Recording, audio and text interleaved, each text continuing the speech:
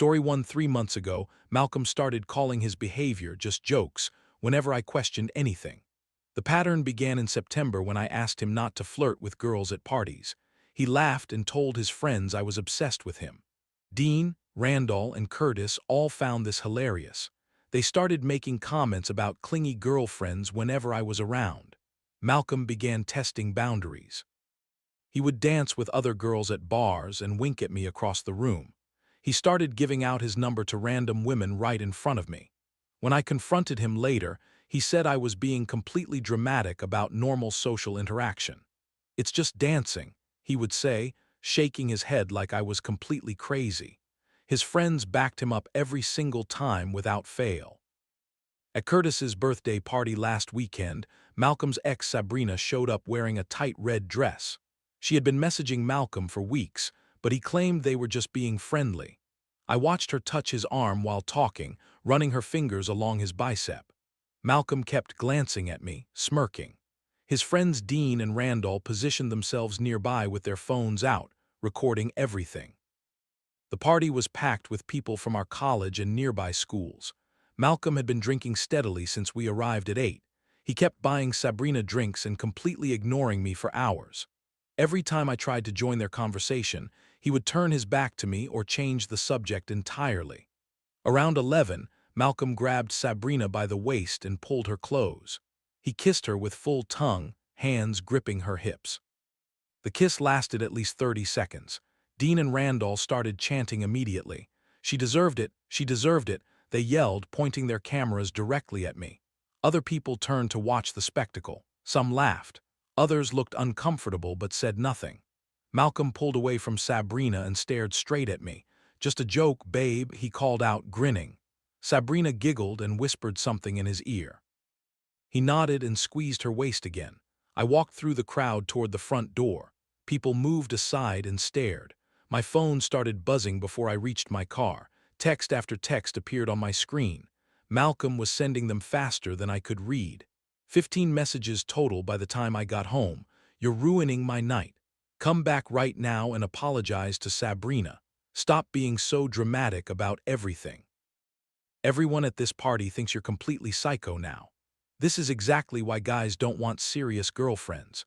You totally embarrassed me in front of all my friends. Learn to take a harmless joke for once in your life." I drove home and turned off my phone completely.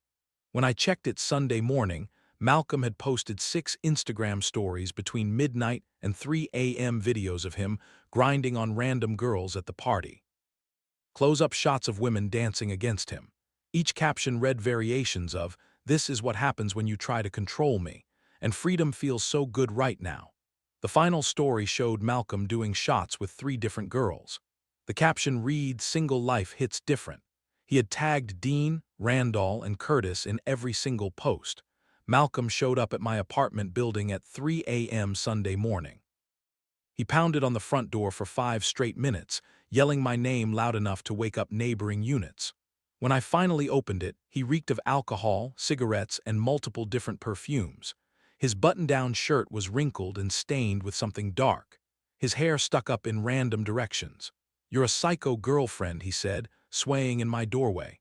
"Every guy cheats on their girl eventually. At least I did it to your face instead of sneaking around behind your back like some coward." I told him to leave immediately. He laughed and leaned against the doorframe. "You'll forgive me by Tuesday like you always do," he said. "Remember when I made out with your sister's friend at Christmas? You got over that real quick." Then he stumbled back to his car and drove away. Monday afternoon, Dean sent me a private message on Instagram. "You're way too uptight about everything. Malcolm was teaching you an important lesson about trust and boundaries. You should be grateful he cares enough to help you grow as a person." I read the message twice, then closed the app. 20 minutes later, Celeste sent me a message. She's Curtis' girlfriend and had seen the group chat on his phone. She forwarded me 23 screenshots from their conversation since Sunday night. Malcolm was bragging in detail about putting me in my place. "She'll come crawling back like always," he wrote. "They all do when you show them who's really the boss," Randall replied with crying, laughing emojis. Curtis wrote, "Savage move, bro." Dean added, "She definitely needed that reality check." Malcolm sent a shirtless photo of himself in bed with messy hair. Single life is treating me incredibly well already, he captioned it. More laughing emojis followed from all his friends. Malcolm thinks he knows exactly who I am.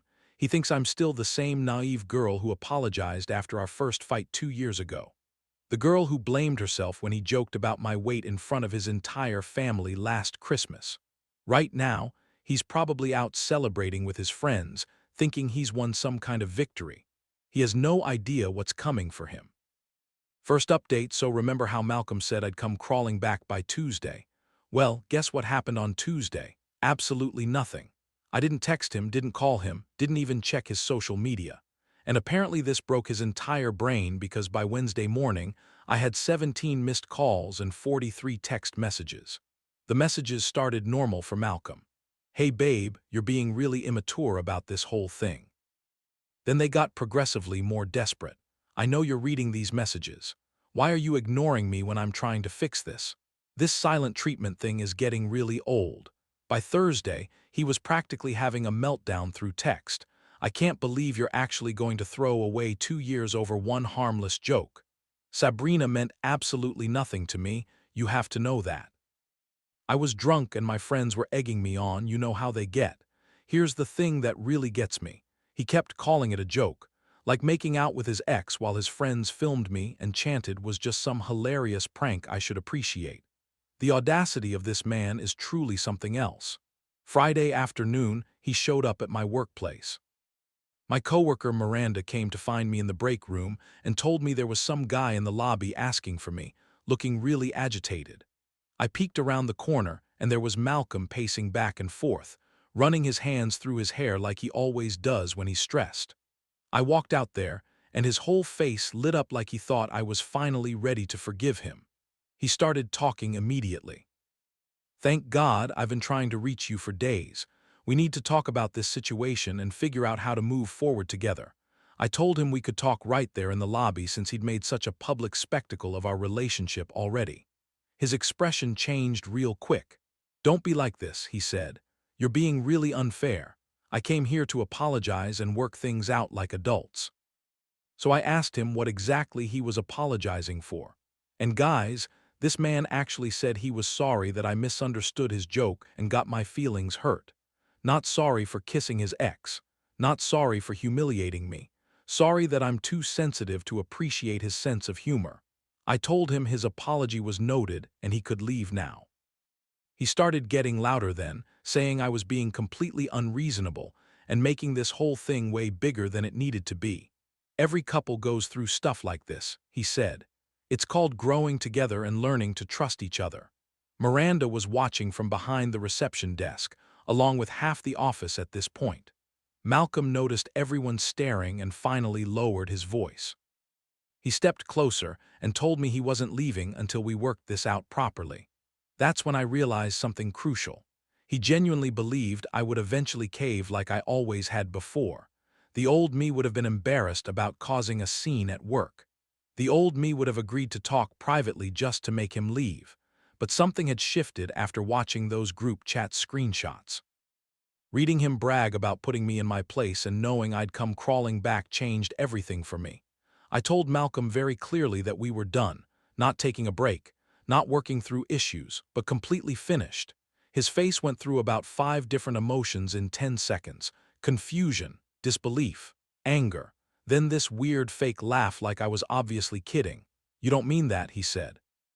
You're just really upset right now, which I totally understand. But we've been together for 2 years. You can't just throw that away over something this stupid. I explained that making out with his ex while his friends filmed it wasn't stupid, it was deliberate humiliation. That his group chat messages showed exactly how he really felt about me. That showing up drunk at my apartment at 3 a.m. wasn't romantic. It was disrespectful. And honestly kind of scary. Malcolm got defensive immediately. Those guys were just being guys, you know how group chats are. We say stupid stuff to impress each other. It doesn't mean anything real. He claimed the kiss with Sabrina was just him being drunk and showing off. Nothing more serious than that. But here's what really sealed it for me. When I mentioned feeling scared when he showed up drunk, he actually rolled his eyes. Come on, you know I would never hurt you. Stop being so dramatic about everything. The fact that he dismissed my feelings about his drunk 3 a.m. visit told me everything I needed to know.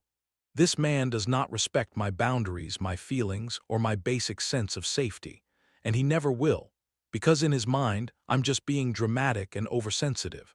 I walked away from him standing in that lobby. Just turned around and went back to work like he wasn't even there. Through the window, I watched him stand there for another 10 minutes, probably waiting for me to come back out and resume the conversation. When I got home that evening, my sister Celeste had left me 3 voicemails. Apparently Malcolm had called her asking if she could talk some sense into me. He told her I was having some kind of breakdown and needed family intervention to see reason. Celeste was furious. She said Malcolm explained the whole party situation like he was the victim of my jealousy and controlling behavior.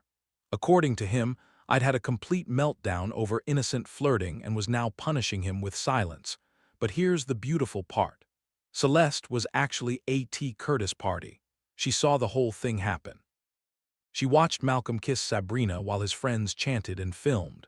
She saw how humiliated I looked walking out. So when Malcolm tried to rewrite history and make himself the victim, she shut that down real fast. She told Malcolm that what she witnessed wasn't innocent flirting. It was public humiliation of his girlfriend for entertainment. That any man who would do that to someone he supposedly loved had serious problems. And that if he ever called her again trying to manipulate family members, she'd have some choice words for him. Malcolm apparently did not take this well. Celeste said he started arguing with her, insisting she didn't understand the full context, and that I'd been controlling and jealous for months. When she wouldn't agree with him, he accused her of enabling my dramatic behavior. That conversation happened yesterday. This morning I woke up to a text from Malcolm's mom. "Hi, sweetie. Malcolm told me you two are having some problems. I was hoping we could grab coffee this weekend and talk about working things out. You know how much Malcolm loves you." And that's when I realized Malcolm's master plan. He's calling in reinforcements. His mom, my sister, probably planning to get our mutual friends involved too. He thinks if enough people tell me to forgive him, I'll crack under the pressure and go back to being his doormat girlfriend. What Malcolm doesn't understand is that I'm not the same person who apologized after his last joke. I'm not the girl who blamed herself when he flirted with my sister. I've been planning something since Sunday and it's almost ready. He wants to play games and involve other people. Perfect. Duke can play that game. But he's not going to like my version nearly as much as his own. Tuesday is going to be very interesting. Second update. I am shaking with rage right now, but also kind of impressed with how this all played out. So remember Malcolm's mom wanting to grab coffee? Well, that was just the beginning of his master manipulation plan involving both our families. Saturday morning, I'm at Target buying groceries when my phone rings. It's my mom. She sounds worried and asks if I'm okay because she just got off the phone with Malcolm's mother. Apparently, Malcolm told his parents that I'm going through some kind of mental health crisis and refusing to communicate about our relationship problems. I explained the whole party situation to my mom, the kiss with Sabrina, the filming, the group chat messages, everything. My mom listens and then gets pissed. She tells me Malcolm's mom painted a completely different picture where I had a jealousy-fueled breakdown over innocent socializing, and now I'm punishing Malcolm with cruel silence. My mom immediately calls Malcolm's mom back. I can hear both sides of this conversation because my mom put it on speaker. Malcolm's mom starts with how concerned she is about my emotional state and how Malcolm is devastated that I won't even discuss working through our problems. My mom cuts her off and explains what actually happened at that party. The public humiliation, the deliberate kissing, the friends chanting and filming my reaction. Malcolm's mom goes quiet for a long moment, then says that's not the story Malcolm told them at all. According to Malcolm's version, I got irrationally jealous when his ex showed up at the party. I caused a huge scene over him being polite to her, then stormed out dramatically when he gave her a friendly hug goodbye. His friends were laughing at my overreaction, not participating in any humiliation. The Instagram posts were just him blowing off steam after I refused to answer his calls. My mom is incredulous. She asks Malcolm's mom if she really believes her son would lie about something this serious. There's this long pause, Then Malcolm's mom says she trusts her son, and maybe there's two sides to every story. That's when my mom loses it. She tells Malcolm's mom that if her son thinks public humiliation is appropriate relationship behavior, then maybe she failed as a parent. That any mother who defends her adult son kissing other women in front of his girlfriend clearly raised him to disrespect women. Malcolm's mom hangs up on her. Sunday afternoon gets even worse.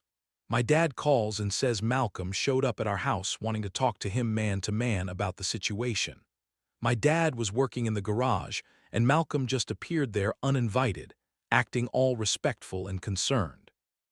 Malcolm told my dad that I've been struggling with jealousy and trust issues for months, that he's been trying to be patient and understanding, but I've gotten increasingly controlling about his friendships with women. The party incident was just me finally snapping over normal social interaction. My dad, who doesn't know the full story yet, listens politely as Malcolm explains how much he loves me and wants to work through my insecurities together. How he's willing to go to couples counseling and do whatever it takes to help me feel more secure in our relationship. Then Malcolm asks my dad to talk to me about giving their relationship another chance. Says he knows I respect my father's opinion and might listen to him when I won't listen to anyone else. My dad tells Malcolm he'll think about it and get back to him. After Malcolm leaves, my dad calls me confused about why Malcolm seems so genuine and concerned if he really did what I described. I drive over to my parents' house immediately, sit down with both of them, and tell the entire story from beginning to end. The months of boundary testing, the deliberate flirting, the kiss with Sabrina while his friends filmed, the group chat messages bragging about putting me in my place. My dad's expression changes completely as I'm talking. By the time I finish, he's furious that Malcolm came to their house and lied directly to his face. My mom shows him the screenshot Celeste forwarded from the group chat. My dad reads Malcolm calling me a psycho girlfriend and saying I'll come crawling back, and he completely loses his shit. He calls Malcolm immediately and puts it on speaker. Malcolm answers all cheerful thinking my dad is calling to help convince me. My dad cuts right to the point and asks Malcolm to explain the group chat messages about putting me in my place. Malcolm stutters for a second, then claims those were just guy talk and didn't mean anything serious. That men exaggerate in group chats to sound tough, but it's not how they really feel. He says he was hurt and venting to his friends after I walked out on him. My dad asks about the video of him kissing Sabrina. Malcolm claims it was just a quick friendly kiss that looked worse on camera than it actually was. That his friends were drunk and being idiots with their commentary. But he can't control what other people say or do. Then my dad asks the question that breaks everything wide open. He asks Malcolm why he lied about what happened when he came to their house. Why he told a completely different story that made me look jealous and unstable instead of admitting he kissed another woman. Malcolm gets defensive immediately. He says he was trying to protect my reputation by not telling my parents how badly I overreacted. That he didn't want them to think less of me for causing such a dramatic scene over nothing. My dad tells Malcolm that lying to my parents to manipulate them into pressuring me is not protecting my reputation. It's manipulative bullshit. That any man who would humiliate his girlfriend publicly, then lie to her family about it, is not welcome in their house ever again. Malcolm starts arguing that my dad doesn't understand the full context and that I've been telling a one-sided story. That if my dad really knew how controlling and jealous I'd become, he'd understand why Malcolm was at his breaking point. That's when my dad completely unleashes on him. Tells Malcolm that even if everything he claimed was true, kissing another woman in front of your girlfriend is never acceptable relationship behavior. That real men break up with women they're unhappy with instead of publicly humiliating them for entertainment. Malcolm tries to interrupt, but my dad cuts him off. Says that lying to parents to manipulate their daughter shows exactly what kind of character Malcolm has. That any man who would do that is a coward who can't face the consequences of his own actions. The call ends with my dad telling Malcolm never to contact our family again and hanging up on him. Then I wake up to 31 text messages from Malcolm. And guys, this man has completely lost his fucking mind. The messages start around 2 a.m. and continue until 6 a.m. Pure stream of consciousness desperation. Your parents have completely turned against me now thanks to your lies. I never lied to your dad. I was trying to spare your feelings. You're destroying everything good we had together over one stupid mistake. I'm losing my mind without you and can't eat or sleep. Everyone I care about is choosing your side without hearing mine. But then around 4 a.m. the messages take a darker turn. You've made me look like a monster to both our families. I trusted you with everything, and you're using it all against me. 2 years of my life completely wasted because you can't forgive one mistake. I don't even recognize who you've become. The final message at 6 a.m. just says I'm not giving up on us no matter what you do. Wednesday evening, Malcolm shows up at my parents' house again. My dad sees him through the window and calls me immediately. I drive over there and find Malcolm sitting on their front porch, refusing to leave until someone talks to him. I walk up to him and ask what the hell he thinks he's doing. He tells me he's been sitting there for 2 hours waiting for someone to come home so he could explain his side properly. Malcolm starts talking rapidly about how everyone has turned against him based on incomplete information. That the group chat messages were taken out of context, and the kiss with Sabrina was just drunken stupidity, not deliberate cruelty. That he's been in love with me for 2 years and would never intentionally hurt me. I tell him that intentional or not, he did hurt me. That his actions had consequences and now he has to live with them. Malcolm gets more agitated and says I'm being completely unforgiving about one mistake that happened when he was drunk. He asks me to look at everything good about our relationship instead of focusing on one bad night. Reminds me of trips we took together, holidays with each other's families, plans we made for the future. Says 2 years of love and commitment should count for more than 15 minutes of poor judgment. But here's the thing that really gets me. He still won't take full responsibility. It's always poor judgment, or a mistake, or one bad night. Never I deliberately kissed my ex to hurt you, or I let my friends film your humiliation for entertainment. My dad comes outside and tells Malcolm he needs to leave their property immediately. Malcolm starts arguing that he has a right to try to save his relationship, and that my dad is interfering in something that's none of his business. My dad steps closer and tells Malcolm that, when he lies to parents to manipulate their daughter, it becomes their business. That Malcolm made it their business by involving them in his scheme to pressure me into forgiving him. Malcolm finally leaves, but not before turning to me and saying this isn't over between us. That he knows I still love him, and eventually I'll realize I'm throwing away the best thing that ever happened to me. Malcolm genuinely believes he's the victim in this situation. In his mind, I'm destroying a good relationship over one minor incident that I'm blowing completely out of proportion. But you know what? I've been working on something since this all started, something that's going to show Malcolm exactly who he's been dealing with this whole time. And after watching him manipulate both our families this week, I'm more motivated than ever to make sure he gets exactly what he deserves. The trap is almost ready. Malcolm thinks he knows me, but he has no idea what I'm really capable of when someone pushes me too far. Last update, guys. I cannot believe what just happened. Remember that trap I mentioned? Well, it went down yesterday and Malcolm's entire world just imploded in the most beautiful way possible. I'm still buzzing from the adrenaline and honestly feeling like the absolute queen I know I am. So here's what I've been planning since this whole nightmare started. Malcolm thinks he's smart with his manipulation tactics, but he made one crucial mistake. He underestimated exactly how smart I am and how well I know his patterns. See, Malcolm has this thing where he can't resist bragging about his conquests. Always has.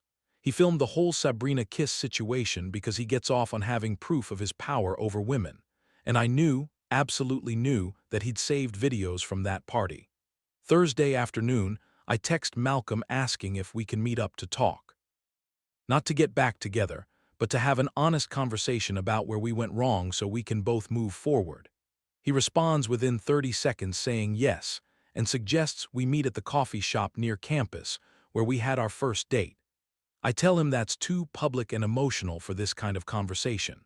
What if we meet at his apartment Saturday afternoon so we can talk privately without interruptions?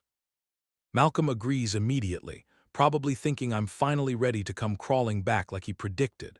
Saturday, I show up at Malcolm's place at 2 p.m. He's clearly put effort into his appearance. Showered, nice shirt, even cleaned his normally messy apartment. He offers me coffee and asks how I've been holding up. All concerned and caring like he wasn't sending me unhinged text messages at 4 a.m.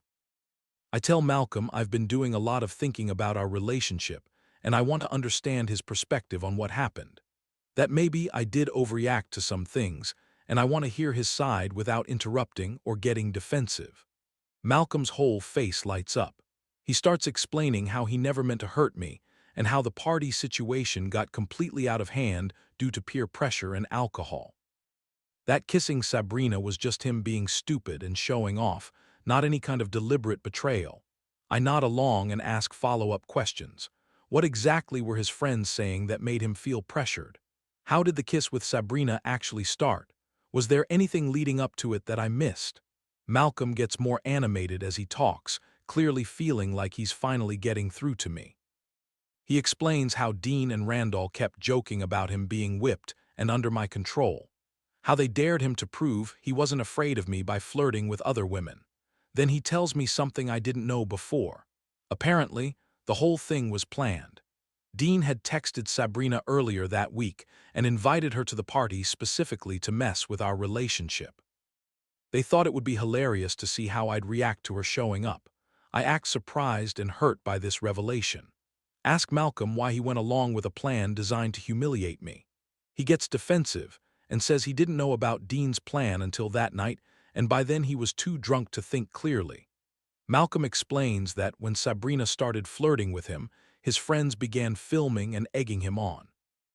That he felt trapped between disappointing his friends and disappointing me, so he made a split-second decision that he immediately regretted.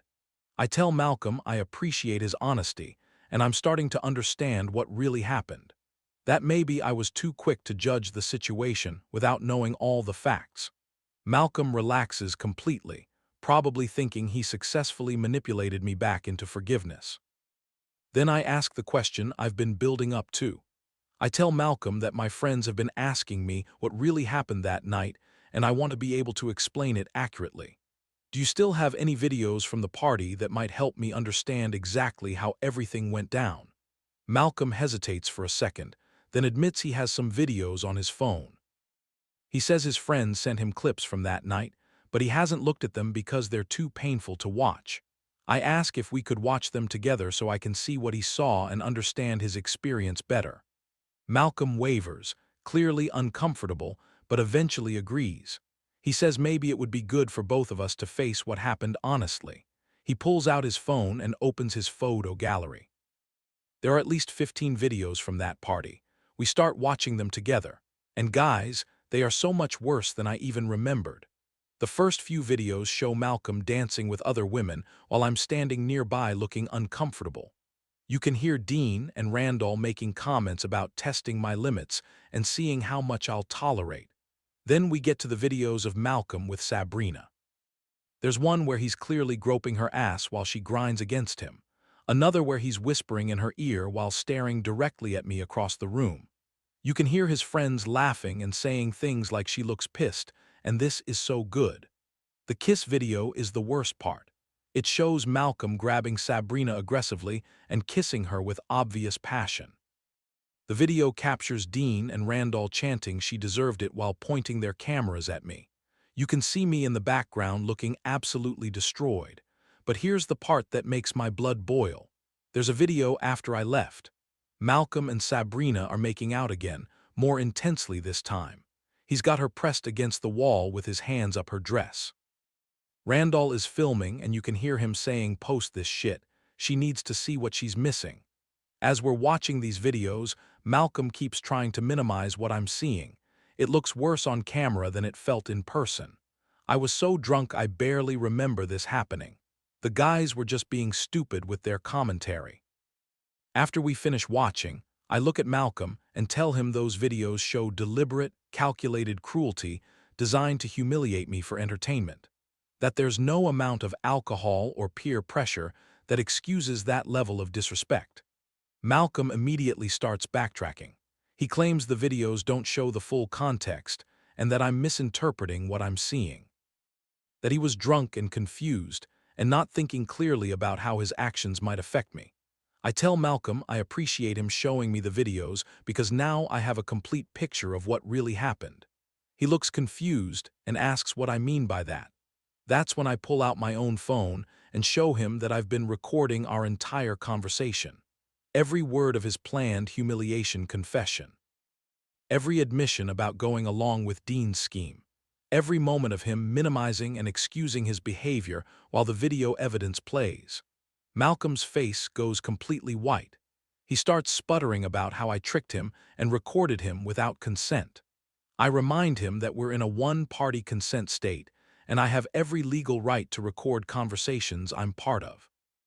I tell Malcolm that his confession, combined with his own videos, paint a very clear picture of who he really is. That I now have proof he participated in a deliberate plan to humiliate me, then lied to both our families about what happened. Malcolm starts panicking and asking what I plan to do with the recording. I tell him he's about to find out. Then I start a group text with both our parents and hit send on a message I had pre-written. The message explains that I've discovered the party incident was a planned humiliation orchestrated by Malcolm and his friends. That I have video evidence and a recorded confession proving he lied to both families about what really happened. And that I'm attaching the relevant clips so everyone can see the truth for themselves. I attach the kiss video showing Malcolm passionately making out with Sabrina while his friends chant about me deserving it. The video of him groping her after I left. And key excerpts from our recorded conversation where he admits to going along with Dean's plan. Malcolm starts freaking out. He's grabbing for my phone trying to stop me from sending more messages, begging me to delete everything and talk about this privately. Saying his parents will never forgive him if they see those videos. I tell Malcolm he should have thought about that before he participated in humiliating me for his friends' entertainment. That actions have consequences and now he gets to face them. My phone starts buzzing immediately with responses from both families. My mom texts, "I'm so sorry you went through this, sweetheart. We're coming over right now." My dad just sends, "That piece of shit is dead to us." But Malcolm's parents' responses are what really make this perfect. His mom texts, "Malcolm, come home immediately, we need to talk." His dad sends, "I'm disgusted by what I just watched. You're not the son we raised." Malcolm is having a complete meltdown at this point. He's begging me to call our parents and tell them the videos are fake or taken out of context. Offering to do anything I want if I'll just help him fix the situation. I tell Malcolm there's nothing to fix because this is exactly what he deserves. That he made his choice when he decided to publicly humiliate me for entertainment, and now he gets to live with the consequences. Malcolm starts getting angry then, saying I'm destroying his life over one mistake and that I'll regret this when I realize what I've thrown away. That he's going to tell everyone I'm a manipulative psycho who records private conversations to use against people. I laugh and tell Malcolm that everyone already knows exactly who we both are now, that he can try to spin this however he wants. But the videos speak for themselves.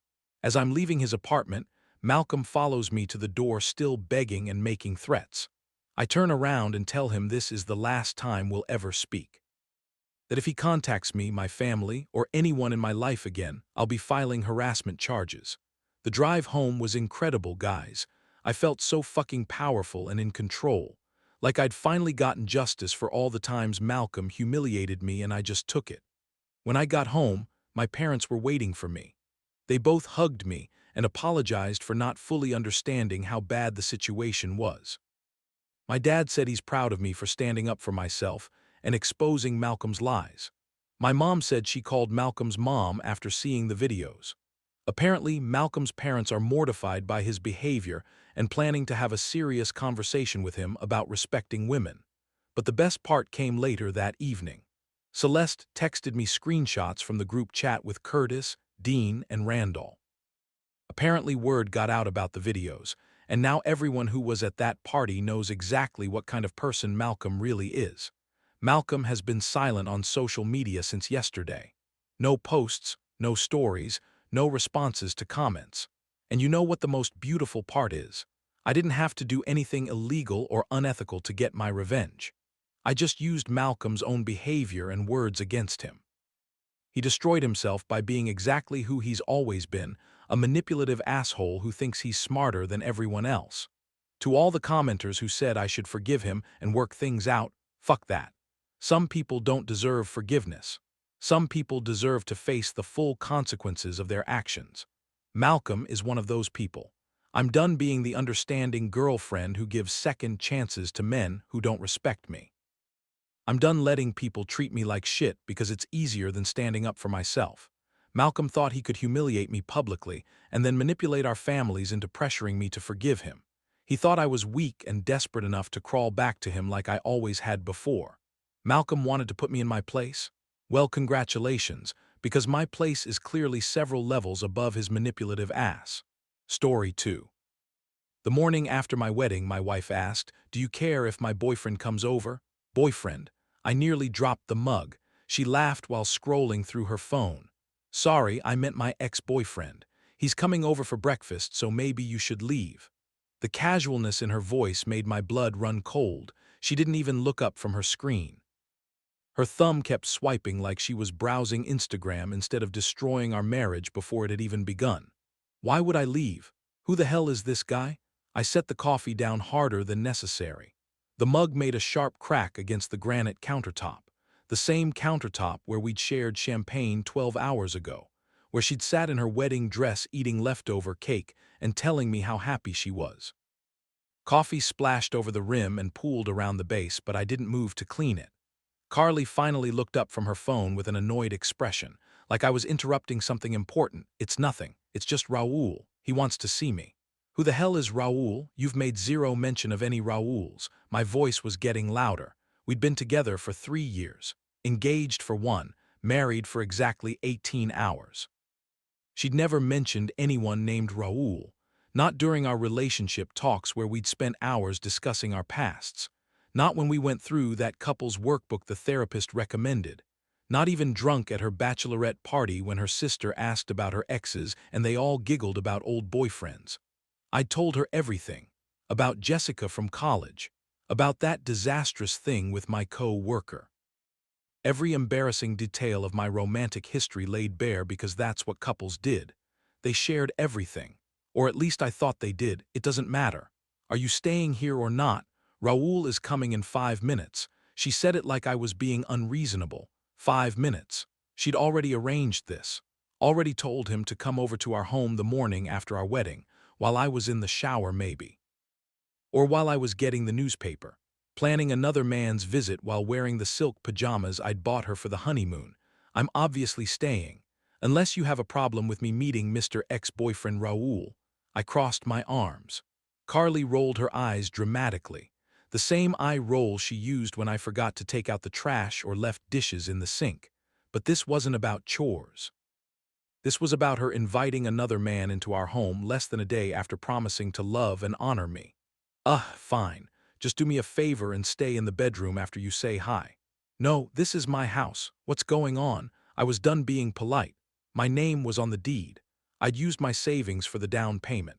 Spent weekends painting these walls the exact shade of blue she wanted. Installed those shelves she'd seen on Pinterest.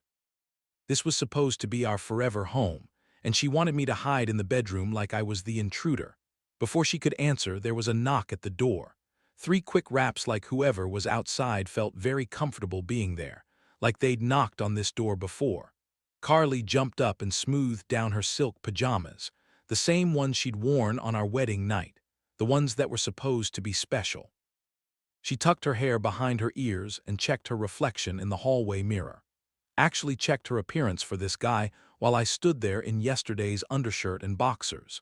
She practically skipped to the door while I stood frozen in disbelief, her hand on the doorknob, the security chain we'd installed together jingling as she undid it, everything moving in slow motion while my brain tried to catch up with what was happening.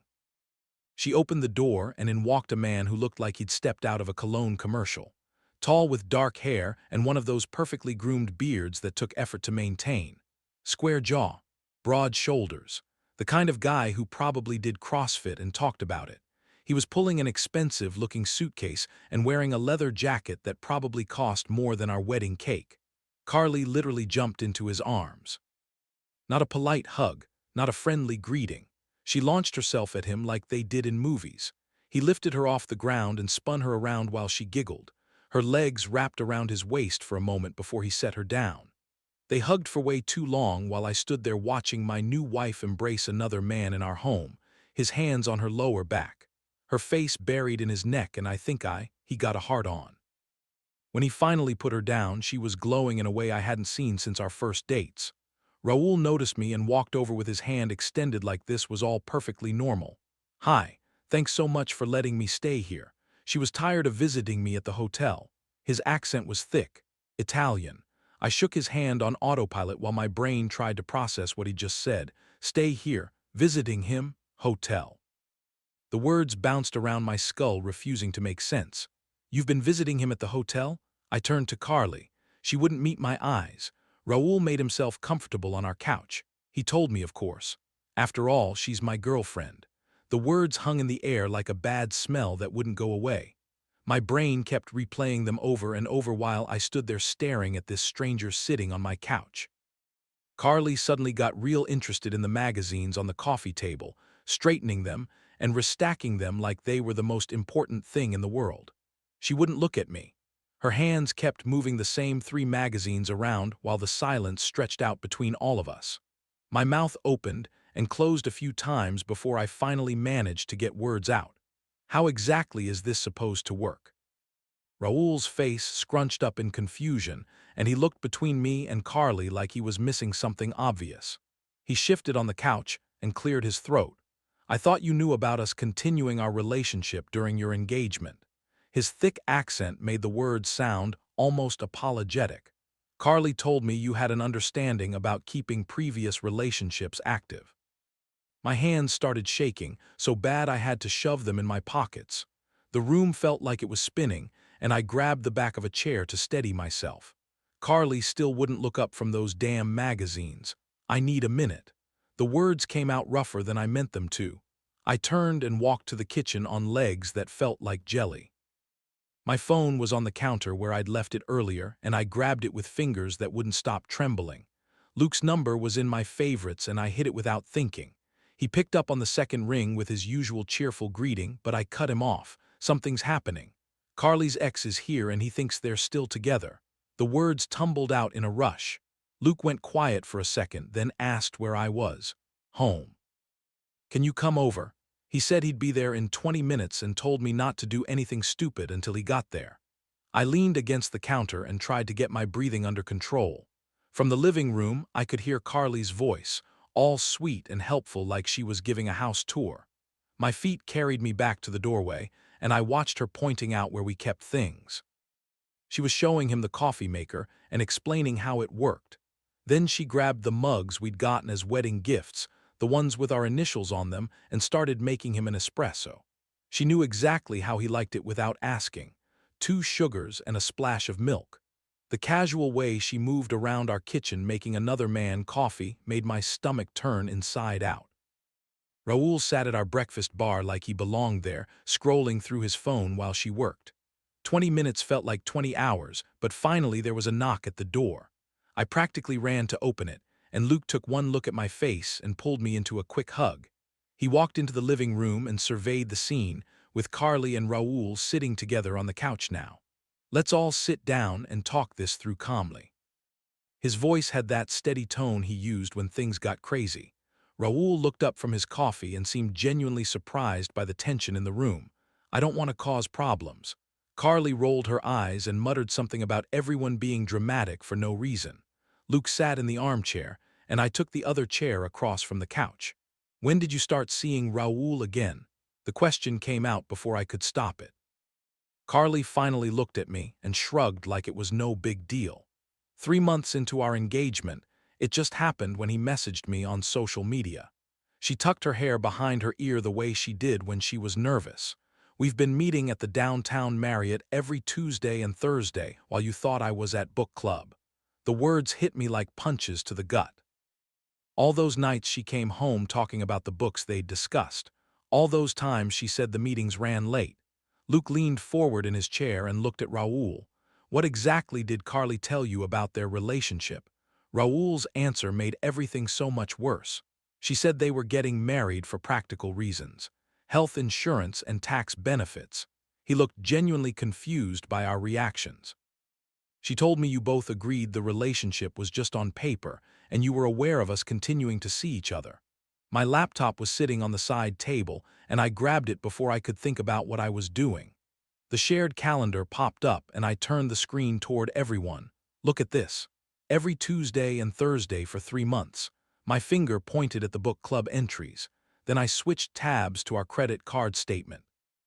And here are the hotel charges that match up perfectly.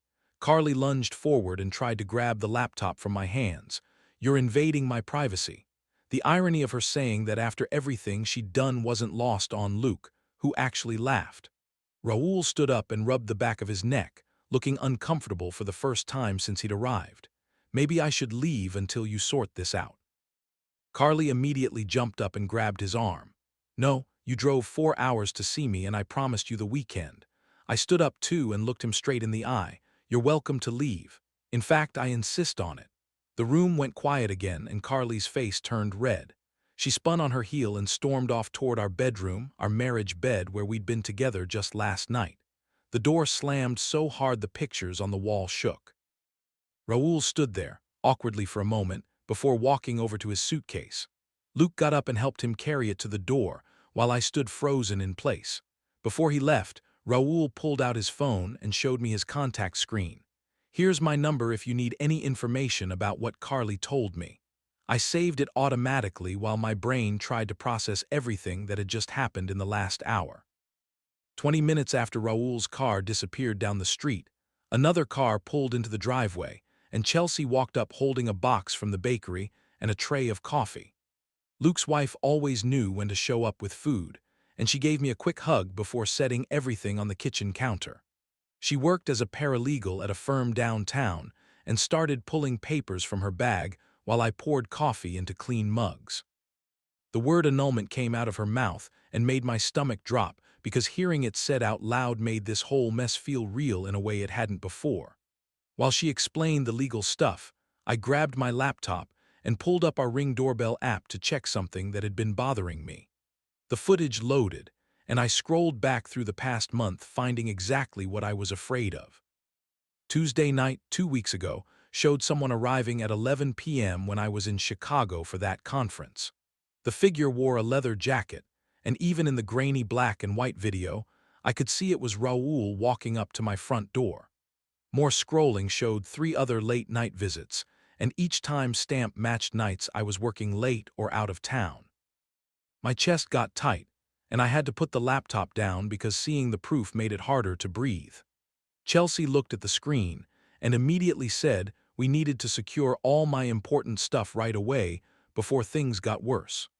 We spent the next 3 hours going through the house taking pictures of everything valuable and backing up all my financial records onto a flash drive. Luke helped carry boxes of documents and my grandmother's jewelry to his truck, while Chelsea made an inventory list on her phone. The whole time, Carly stayed locked in the bedroom with music blasting so loud the walls vibrated. Around 6 that evening, she finally came out acting like nothing had happened and walked into the kitchen, asking what we were having for dinner. I told her we needed to talk about what happened this morning, but she just rolled her eyes and said I was ruining her happiness.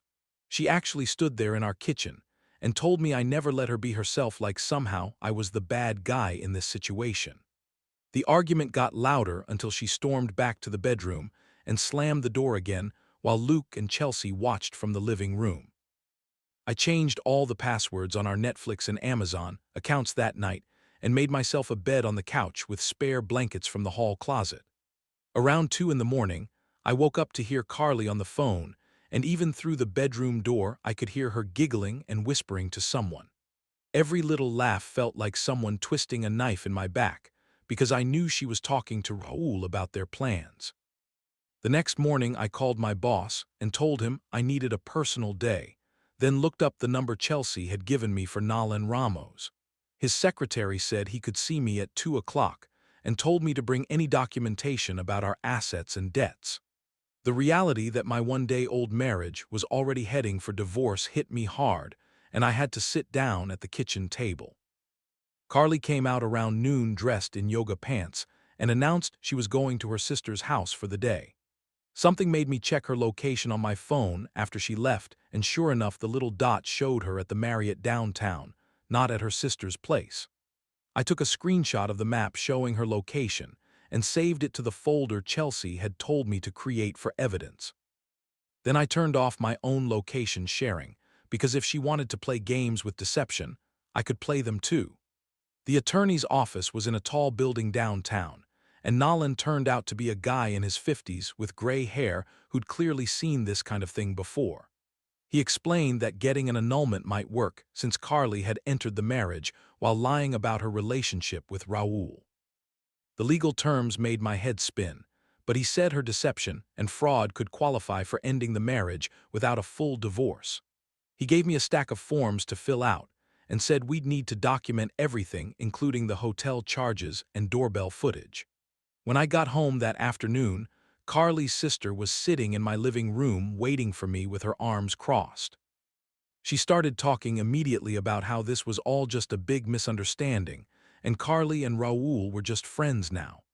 I pulled out my laptop and showed her the credit card statements with all the hotel charges and watched her face change. She switched tactics and said I should be more evolved about relationships and that monogamy was outdated anyway. I told her to leave, and she huffed out the door saying I'd regret this when Carly took half of everything. That night while Carly was still out, I called a locksmith who came over and changed all the locks on the doors. Nolan had said I could legally do it since only my name was on the house deed, and Carly had never paid any part of the mortgage. I texted Carly that her stuff would be in the garage, and she needed to set up a time to come get it. Her response was a string of curse words and threats about what she'd do to me and my stuff if I didn't let her back in the house. Around midnight, the banging started on my front door so loud it shook the whole frame. I looked through the peephole and saw Carly pounding with both fists while yelling about her legal rights to the house. The porch light at the house across the street clicked on, and then another one 2 doors down. More lights started coming on as she kept screaming that I couldn't lock her out of her own home. I opened the door just enough to tell her she needed to leave right now or I'd call the cops.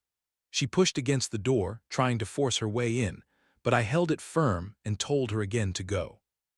She called me pathetic and said Raul was twice the man I'd ever be before, finally stomping back to her car and peeling out of the driveway. The next morning I sat in Fiona's office while she looked over the notes from our previous couple sessions. She said she wasn't totally surprised by what happened because she'd noticed how Carly always changed the subject when we talked about boundaries and trust. She offered to help us talk things through if we both agreed to it. Later that day, Luke came over with boxes, and we started packing up Carly's stuff from the bedroom. In the back of the closet, we found a bottle of men's cologne that wasn't mine and a leather belt I'd never seen before. The dresser drawer had fancy lingerie still with price tags from a store near the Marriott downtown. Each new thing we found felt like discovering another piece of the lie she'd been living. Luke shook his head and helped me tape up the boxes while I tried not to think about what else she might have hidden from me. 3 days later, Fiona called to say Carly agreed to a session, but only if Raul could join on video from his phone. We sat in her office while Fiona connected the call on her laptop, and Raul's face appeared on screen looking uncomfortable. Carly sat there with her arms crossed while Fiona asked her to explain her perspective on the situation.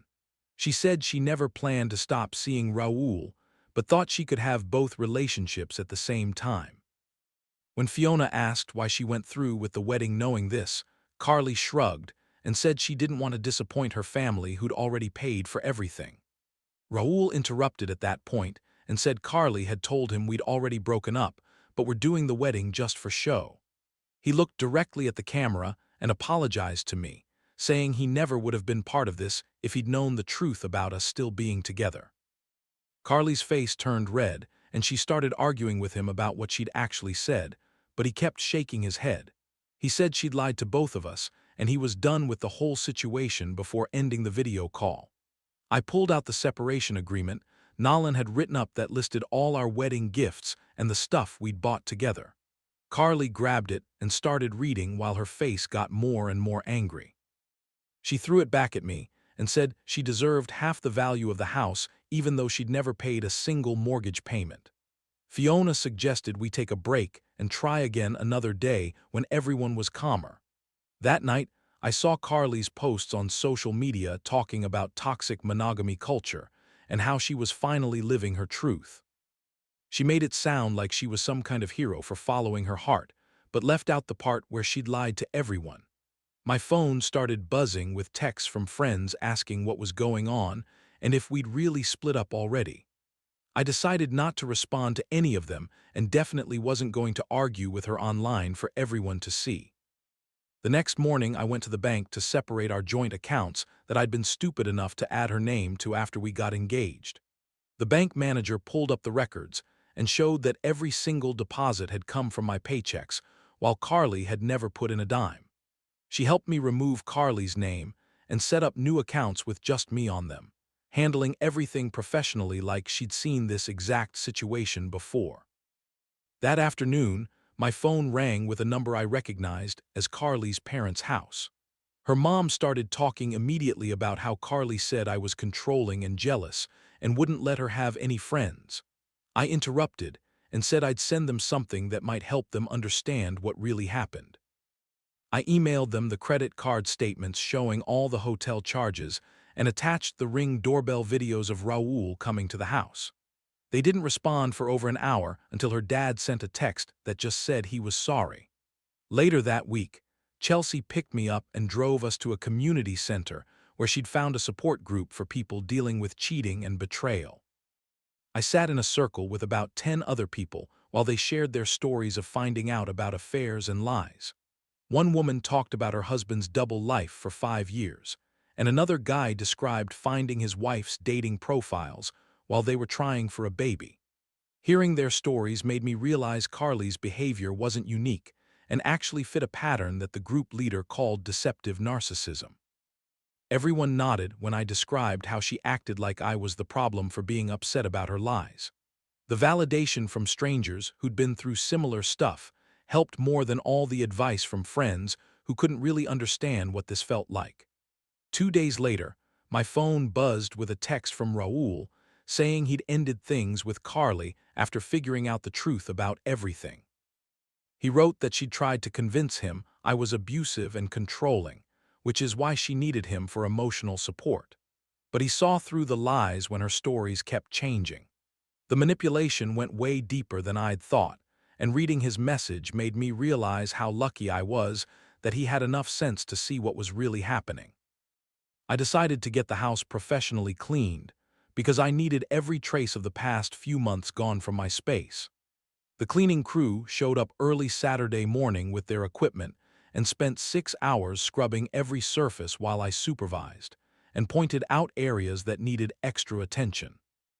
They changed all the sheets and reorganized the closets, and somehow having fresh linens and clean floors made the house feel like mine again, instead of a place where lies had been living. My phone started blowing up with texts from Carly saying the ATM wouldn't give her more than $50 when she tried to withdraw cash. I'd already called the bank and lowered the daily limit on the card she still had, because I wasn't about to fund whatever she was doing now. She sent message after message about needing money for a hotel room, and I finally responded that she should ask Raul since that's where she'd been staying all those Tuesday and Thursday nights. The second mediation session with Fiona happened 3 days later, and Carly showed up with some woman she introduced as her relationship coach, who immediately started talking about how polyamory was natural and healthy.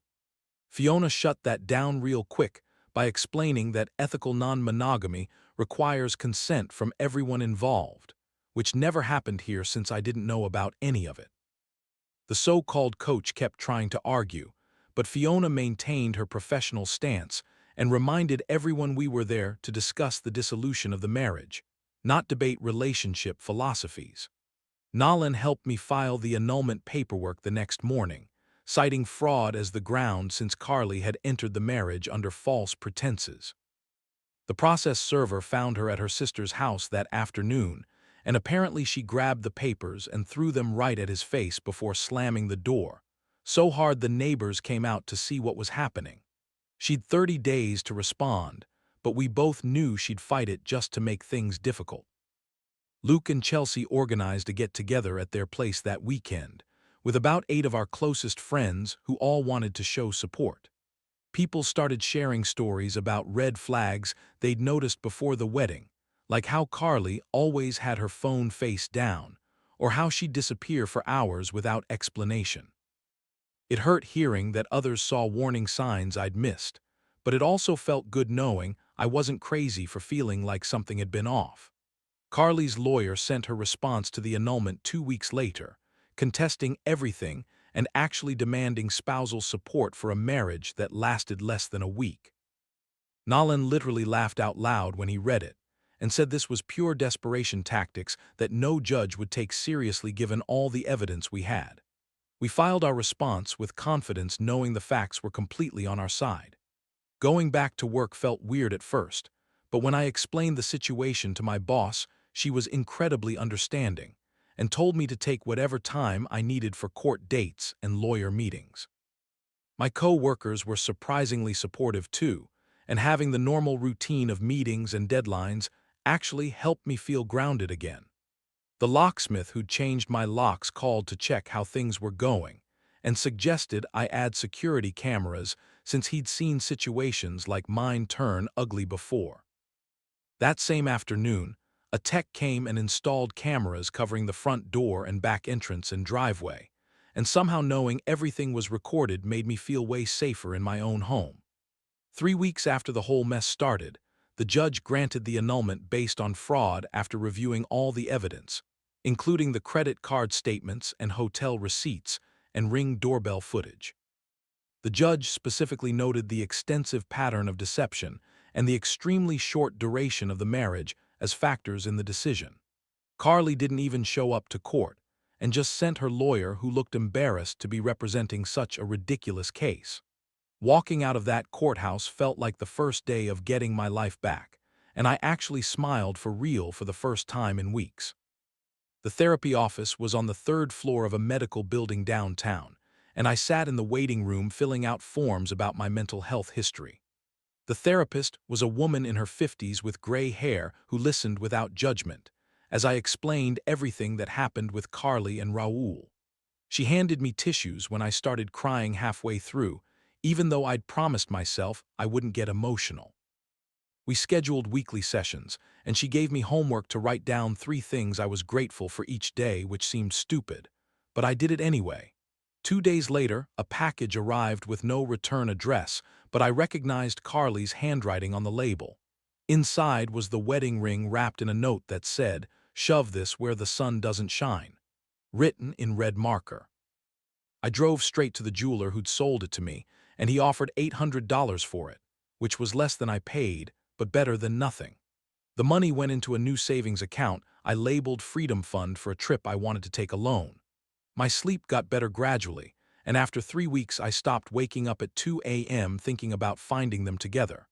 The house started feeling normal again instead of like some crime scene I had to live in.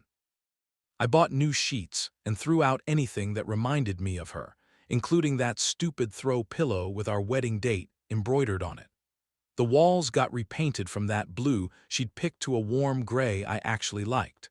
I hung up concert posters from bands she'd always hated and put my guitar back in the living room where she'd banned it. My phone buzzed one morning with a message from Raul saying he wanted to thank me for exposing the truth about Carly. He explained she'd tried to get him back after the annulment, but he recognized her manipulation tactics now and blocked her. He mentioned starting therapy himself and wished me well before saying we probably shouldn't stay in contact. I deleted his number and felt one more weight lift off my shoulders. The travel agent helped me book a week in Costa Rica at an adventure resort with zip lining and white water rafting. Carly had always called those kinds of trips boring and insisted on beach resorts where she could take Instagram photos. The flight was smooth, And the first morning I stood on a platform 100 feet up in the rainforest canopy. The zip line stretched out through the trees, and my hands shook a little as they hooked me up to the cable. Flying through the air with monkeys calling from the branches felt like freedom in its purest form. Every activity that week pushed me out of my comfort zone in the best way possible. Coming home from the trip, my house felt welcoming instead of empty for the first time since everything exploded. Work picked up with a new project that kept me busy and engaged instead of dwelling on the past. The hiking group I joined through a coworker met every Saturday morning at different trails around the area. Most of the people were divorced or single, and nobody asked too many personal questions, which suited me perfectly. My routine settled into something comfortable with therapy on Wednesdays and hiking on weekends and work keeping me focused during the week. Luke texted asking if Chelsea and I could come over for dinner because they had news to share. Their dining room table was set with the good china, and Chelsea kept touching her stomach in that way pregnant women do. They announced the pregnancy, and then Luke asked if I'd be the godfather to their kid. Chelsea said they wanted their child to know someone who stood up for what was right, even when it was hard. My eyes got watery, and I had to look away for a second before accepting their offer. 8 weeks had passed since my 18-hour marriage imploded, and somehow I'd survived it all. The house payment came out of my account alone, just like before she'd moved in. My credit score recovered from the hits it took during the wedding planning chaos. The therapist helped me see the red flags I'd ignored and how to spot them earlier next time. Looking at my life objectively, it was actually better than before I'd met Carly in almost every way. Well, folks, that's it for me today. Thanks for sticking with me and letting me throw my thoughts and questions out there along the way. I really appreciate it. Like the video, it helps more than you think. Story 3: Me and my girl were about to Netflix and chill when she asked, "Do you want to see my sister's new hamster?" "Nah, I'm good," I responded before leaning in. She threw the popcorn at my face. "I knew my family was right about you. You're disgusting." Before I could respond, she stormed out the front door and slammed it so hard my dog jumped. Like, what in the bomba clot? I figured maybe she was just hangry or something, so I waited until she was home before door dashing her wings stop. 30 minutes later, she blocked me on everything. After a few hours, the post-nut clarity finally hit, and I realized I was a shitty BF. Amelia was obsessed with animals, and I turned down meeting her sister's new pet for no reason. So first thing in the morning, I adopted this tiny brown hamster. I named him Brownie because I'm not creative and he was brown. But when I knocked on her apartment door, my entire body went cold. Her ex-boyfriend Tommy was standing there in basketball shorts and a wife-beater vest. He looked at me, looked at the hamster, and just said, "Sorry, bro," before slamming the door in my face. I stood there like an idiot processing what just happened. Brownie squeaked. Not only did I just lose the love of my life over a rodent, but we were supposed to sign a lease in 2 days. One that we already put down a $30,000 non-refundable deposit for. I was about to literally be homeless in a week. I called my female friend Luciana because she always knew what to do. But the second I told her what happened, she went completely silent. The bad kind of silent. "I can't believe you just did that." Did what? It felt like the world was playing some sort of cruel prank on me. Just, "How fast did you say no when she asked about the hamster?" Like straight away, but okay, wow, she responded in this extremely disappointed voice. "You aren't who I thought you were. All men really are the same," was the last thing she said before hanging up. I tried to text her, but my messages were green instead of blue. 48 hours until I lost 30 grand. But I had an ace up my sleeve. I was still logged into Luciana's Instagram. I used it to check Amelia's profile. Every single story post from the last 24 hours had Tommy in it, at her favorite coffee place, walking her dog. That stupid peace sign pose he always does. But this didn't make sense. If she wanted to dump me, why not just tell me instead of using some weird hamster excuse? And that's when I saw it. Her Amazon wishlist still had couples' Halloween costumes that she added 3 days ago. Her Pinterest board was updated yesterday with fall wedding ideas with Tiernan. She wasn't prepared for our breakup. The hamster thing wasn't just an excuse. I was just about to try and text Amelia again when my phone rang. It was my mom. "I can't believe what you did. I'm extremely disappointed in you." "Mom, wait, beep." The line went dead. My hands were shaking when another text came through from my boy Malik. "Dude, you really messed up. She's devastated." And of course, when I tried to ask what the freak was going on, he ghosted me. One day left until I was homeless. I waited until morning to text Lusa, her cousin who always thought I was funny. I just cut straight to the point. "Does your sister need help taking care of her hamster?" The typing bubbles appeared and disappeared 5 times before she finally wrote, "Tiernan, are you okay? What the hell are you talking about?" It felt like someone had slapped me across the face. Turns out there was never any hamster. Even Brownie was squeaking louder than usual. I had less than a day to go until the lease signing. I was losing my mind driving in circles around town when I spotted her car at the Shell station. Except she wasn't pumping the gas. Tommy was. He walked over and actually dapped me up with this weird, sympathetic look on his face. "Hey, no hard feelings, Broski," I left him hanging. "Hard feelings about what exactly?" He laughed, but not in a mean way, more like he felt sorry for me. "Listen, bro, it took me months to figure out their loyalty test system. They have a weird rule where every family member has to ask their partner for one weird favor. Say no once and you're out forever." I resisted the urge to clock him. "What are you talking about? The hamster was your test. I failed mine 2 years ago, but I studied up, came back, said yes to everything. Been back with Amelia for 26 hours now." Brownie was staring at me through his cage like he understood the irony. Tommy patted my shoulder. "Good luck, man. She's already picked out rings with me." I sat in that parking lot for an hour with Brownie judging me. That's when I realized something. Tommy knew exactly how their system worked because he'd studied it. But he'd also just given me the playbook.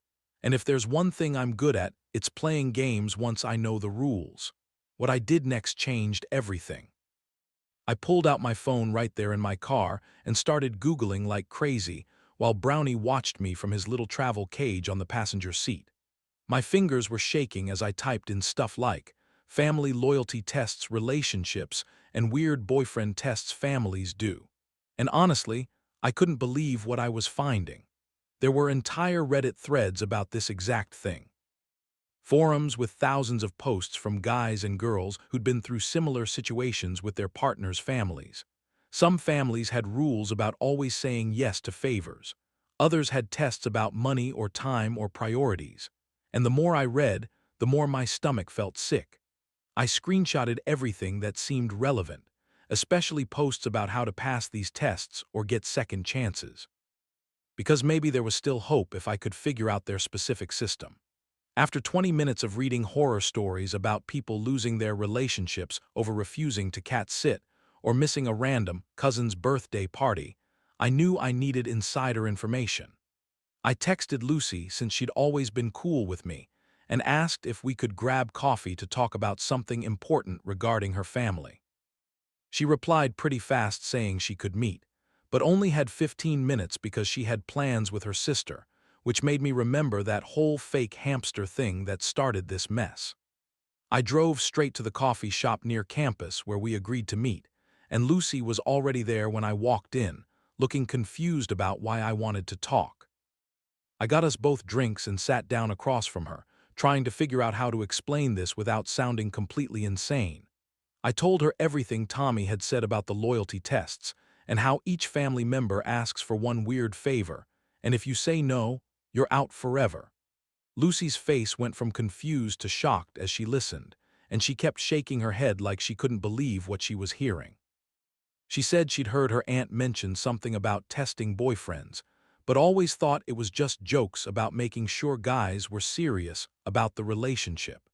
Then her face changed like she was remembering something, and she told me about how her mom once asked her ex-boyfriend Jake to help move furniture at 3 in the morning. Jake had complained about the time being ridiculous and said he had work the next day, which seemed totally reasonable to Lucy back then. But within a week, the whole family turned cold on Jake, stopped inviting him to things, and kept telling Lucy she deserved better until they eventually broke up. Lucy said she never understood why everyone got so weird so fast, but now it made sense if he'd failed some kind of test.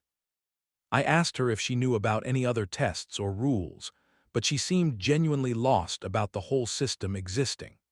After Lucy left for her sister thing, I sat in my car for a minute processing everything before driving to Luciana's apartment, because I needed answers from someone who clearly knew about this whole situation.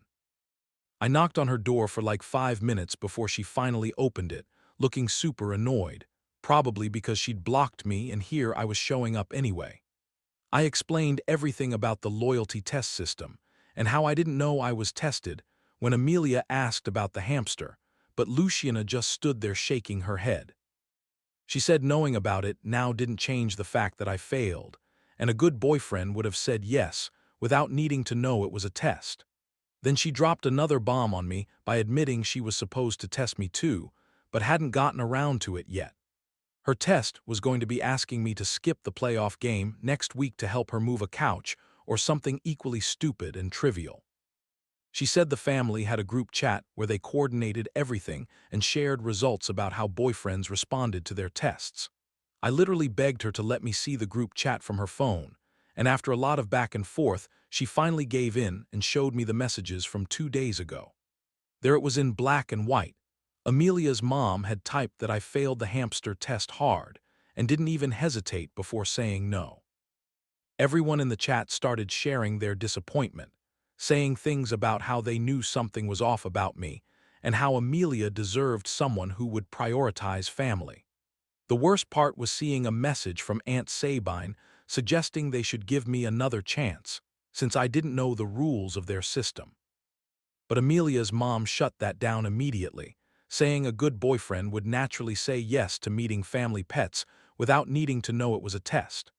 My stomach completely dropped when I scrolled through looking for Amelia's response to all these messages about me, but she never wrote anything back. She didn't defend me or agree with them, just complete silence while her family planned my relationship's execution. I asked Luciana if there was any way to prove I could pass their system now that I understood it. She said once you fail, you're done forever, unless you do what Tommy did, which was disappear for a while, study the family, and come back reformed. But Tommy took 2 whole years to get back in their good graces, and I had less than 12 hours before losing $30,000 on that apartment. Luciana mentioned there might be one possible loophole, though, which was getting Aunt Sabine to advocate for me, since she was basically the family matriarch. She said Sabine had veto power over test results and could overrule the others if she wanted to give someone another chance. But Luciana warned me that Sabine was tough and really didn't like outsiders trying to game their system or manipulate their way back in.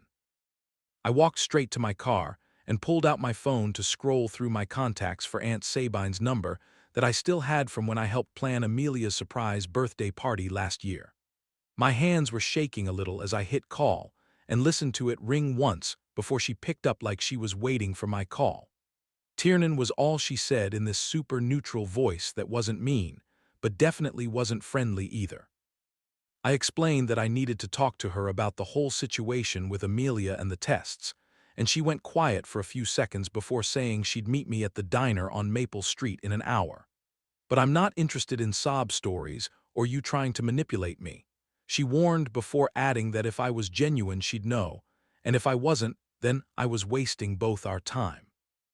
I drove to the diner and got there 20 minutes early, so I just sat in the parking lot, watching people come and go while trying to figure out what I was even going to say to her. When she finally showed up, she walked right past my car without looking and went inside, so I followed her to a booth in the back corner. She ordered coffee without even looking at the menu, and then stared at me with these sharp eyes that reminded me of a teacher waiting for you to explain why you didn't do your homework. "Why did you say no to the hamster?" she asked straight out without any small talk or warm up. I took a deep breath and told her the honest truth that I just didn't think it was a big deal and that I was comfortable in the relationship and didn't feel like I needed to prove anything by meeting some pet. She actually laughed at that, which caught me totally off guard, and said it was the most honest answer she'd heard from someone who failed a test. Then she started explaining how the whole test system began after her sister's husband left her for his secretary after 15 years of marriage, and how nobody saw it coming, because he always seemed so perfect and did all the right things in public. The tests were designed to catch red flags early, because if someone won't do small favors for family, then they definitely won't be there for the big stuff when it really matters. She told me Tommy failed his test 2 years ago because he wouldn't drive Amelia's grandmother to bingo and claimed he was busy when really he was just sitting at home playing video games. I asked her what Tommy did to get back in their good graces, and she said he studied each family member super carefully and learned all their values and what mattered to them, then came back showing genuine change. Now he drives grandma to bingo every single week without being asked and remembers every family member's birthday and brings thoughtful gifts, and basically turned himself into the perfect family-oriented boyfriend. She looked at me with this serious expression and said she could see I was desperate about the lease situation, but desperation wasn't enough to prove anything. She needed to see actual change, and not just someone trying to save money, and she'd be watching to see what I did next with this information. I thanked her for meeting me, and she just nodded and said good luck in a way that made it clear she didn't think I had much chance of fixing things. Walking back to my car, I checked my phone and saw 3 missed calls from Jessica at the leasing office plus a voicemail saying, if I couldn't confirm both signatures by 5 p.m. today, then I'd lose the deposit, and the apartment would immediately. My stomach dropped because it was already 2 in the afternoon, and there was no way Amelia was signing anything with me at this point. I sat in my car for a minute trying to think of what to do next when I remembered what Sabine said about showing genuine change and caring about things that mattered to the family. Amelia was obsessed with animals, so maybe, if I showed I cared about that now, it would mean something even if it was too late for the lease. I drove straight to the animal shelter on the south side of town and walked in asking if I could volunteer right away. The coordinator looked confused by how urgent I was being, but said they always needed help in cleaning kennels immediately without any training or orientation. The smell hit me right away, and I started scooping poop and hosing down the concrete floors while all these dogs barked and jumped at their cage doors. After about 30 minutes of cleaning, I pulled out my phone and took a selfie with some of the shelter dogs in the background, then posted it on Instagram with some caption about giving back to the community. Within literally 2 minutes, Luciana texted me just 3 words that made my stomach sink even more. This is pathetic, followed by another message saying stop trying so hard, which made me realize how obvious and desperate I must look to everyone who knew about the situation. My phone buzzed with a text from Tommy, and I almost dropped it when I read what he wrote about seeing my shelter post, and how it wasn't genuine, and also that Amelia knew I was using Luciana's account to watch her stories. I stared at the message for a second, then looked around at all these dogs needing actual help, and realized I'd been trying to game a system that was built to catch people exactly like me who were trying to game it. I deleted the Instagram post right away and went back to scrubbing the kennel floors, because at least these dogs needed real help whether or not anyone was watching me do it. The smell of bleach was making my eyes water, and my back hurt from bending over, but I kept going kennel by kennel until I got to this pit bull mix in the corner cage who wouldn't stop shaking. The poor guy was pressed against the back wall with his tail between his legs and these huge scared eyes that made my chest tight. I put down the mop and just sat on the concrete floor outside his kennel for a while, not trying to reach for him or anything, just sitting there letting him know I wasn't going anywhere. After maybe 10 minutes, he moved a tiny bit closer to the front of the cage, and I stayed completely still. Another 10 minutes and he was close enough that I could slowly put my fingers through the chain link, and he sniffed real careful before backing up again. The shelter coordinator walked by and mentioned they needed someone to foster him for a few weeks while he built up confidence, because the shelter was too loud and scary for him. Without even thinking about Amelia or the tests or any of that stuff, I said I'd do it even though I was about to crash on Jose's couch, which wasn't exactly ideal for a scared dog. She looked surprised but started getting the paperwork ready while I pulled out my phone to call Jose. He answered on the third ring, and when I asked if I could bring a foster dog when I stayed with him, he went quiet for a second, then said his landlord didn't allow pets at all, not even visiting ones. My stomach dropped because now I was about to be homeless with a hamster and committed to helping a dog who really needed somewhere safe to stay. Jessica from the leasing office texted me again saying I had 2 hours left and needed confirmation or she'd process the forfeiture, and my hands were literally shaking. $30,000 gone because I didn't want to meet a hamster that never even existed in the first place. I knew I had to try something, so I texted Amelia directly saying I knew about the tests, and I knew I failed, and I wasn't asking for another chance, just please sign the lease cancellation, so we could get some of the deposit back through the early termination clause. She texted back immediately, and my heart sank when I read there was no early termination clause, because I insisted we skip it to save $50 a month on rent. I remembered that conversation perfectly now and how confident I was that we'd never need it because we were so solid. The pit bull was watching me through the kennel bars, and I felt like the biggest idiot in the world. I called my mom desperate for any help, maybe she could take over the lease or find someone else, but she said she couldn't afford it, and reminded me she warned me about moving too fast with Amelia in the first place. She kept talking about how I never listen and always rush into things, and I just sat there on the shelter floor feeling everything crash down around me. With 90 minutes left before losing everything, I drove to Amelia's apartment complex, not even sure what I was planning to do. Her car was in the parking lot, and Tommy's truck was there too, and they were loading boxes into her trunk. She was wearing that old college sweatshirt I bought her last Christmas, and Tommy was carrying the lamp we picked out together at Target. They were talking and laughing about something, and she looked happier than she had in weeks. I sat in my car watching them load her stuff and realized she was probably moving in with him already. Tommy grabbed another box and Amelia held the trunk open, and they moved like they'd been doing this together forever. Brownie was in his travel cage on my passenger seat making these tiny squeaking sounds, and I wondered what the hell I was going to do with a hamster and potentially a foster dog when I didn't even have a place to live. The clock on my dashboard showed 87 minutes until the deadline, and I knew I had to do something, but watching them together made it clear that ship had sailed. Tommy closed the trunk and put his arm around Amelia's shoulder, and they walked back toward the building, probably to get more boxes. I thought about getting out and talking to them, but what was the point when she'd already moved on, and I was about to lose 30 grand? My phone buzzed with another text from Jessica asking for final confirmation, and I just stared at it knowing I was completely screwed. My fingers were shaking as I grabbed Brownie's travel cage and got out of my car because I couldn't just sit there and lose everything without trying something.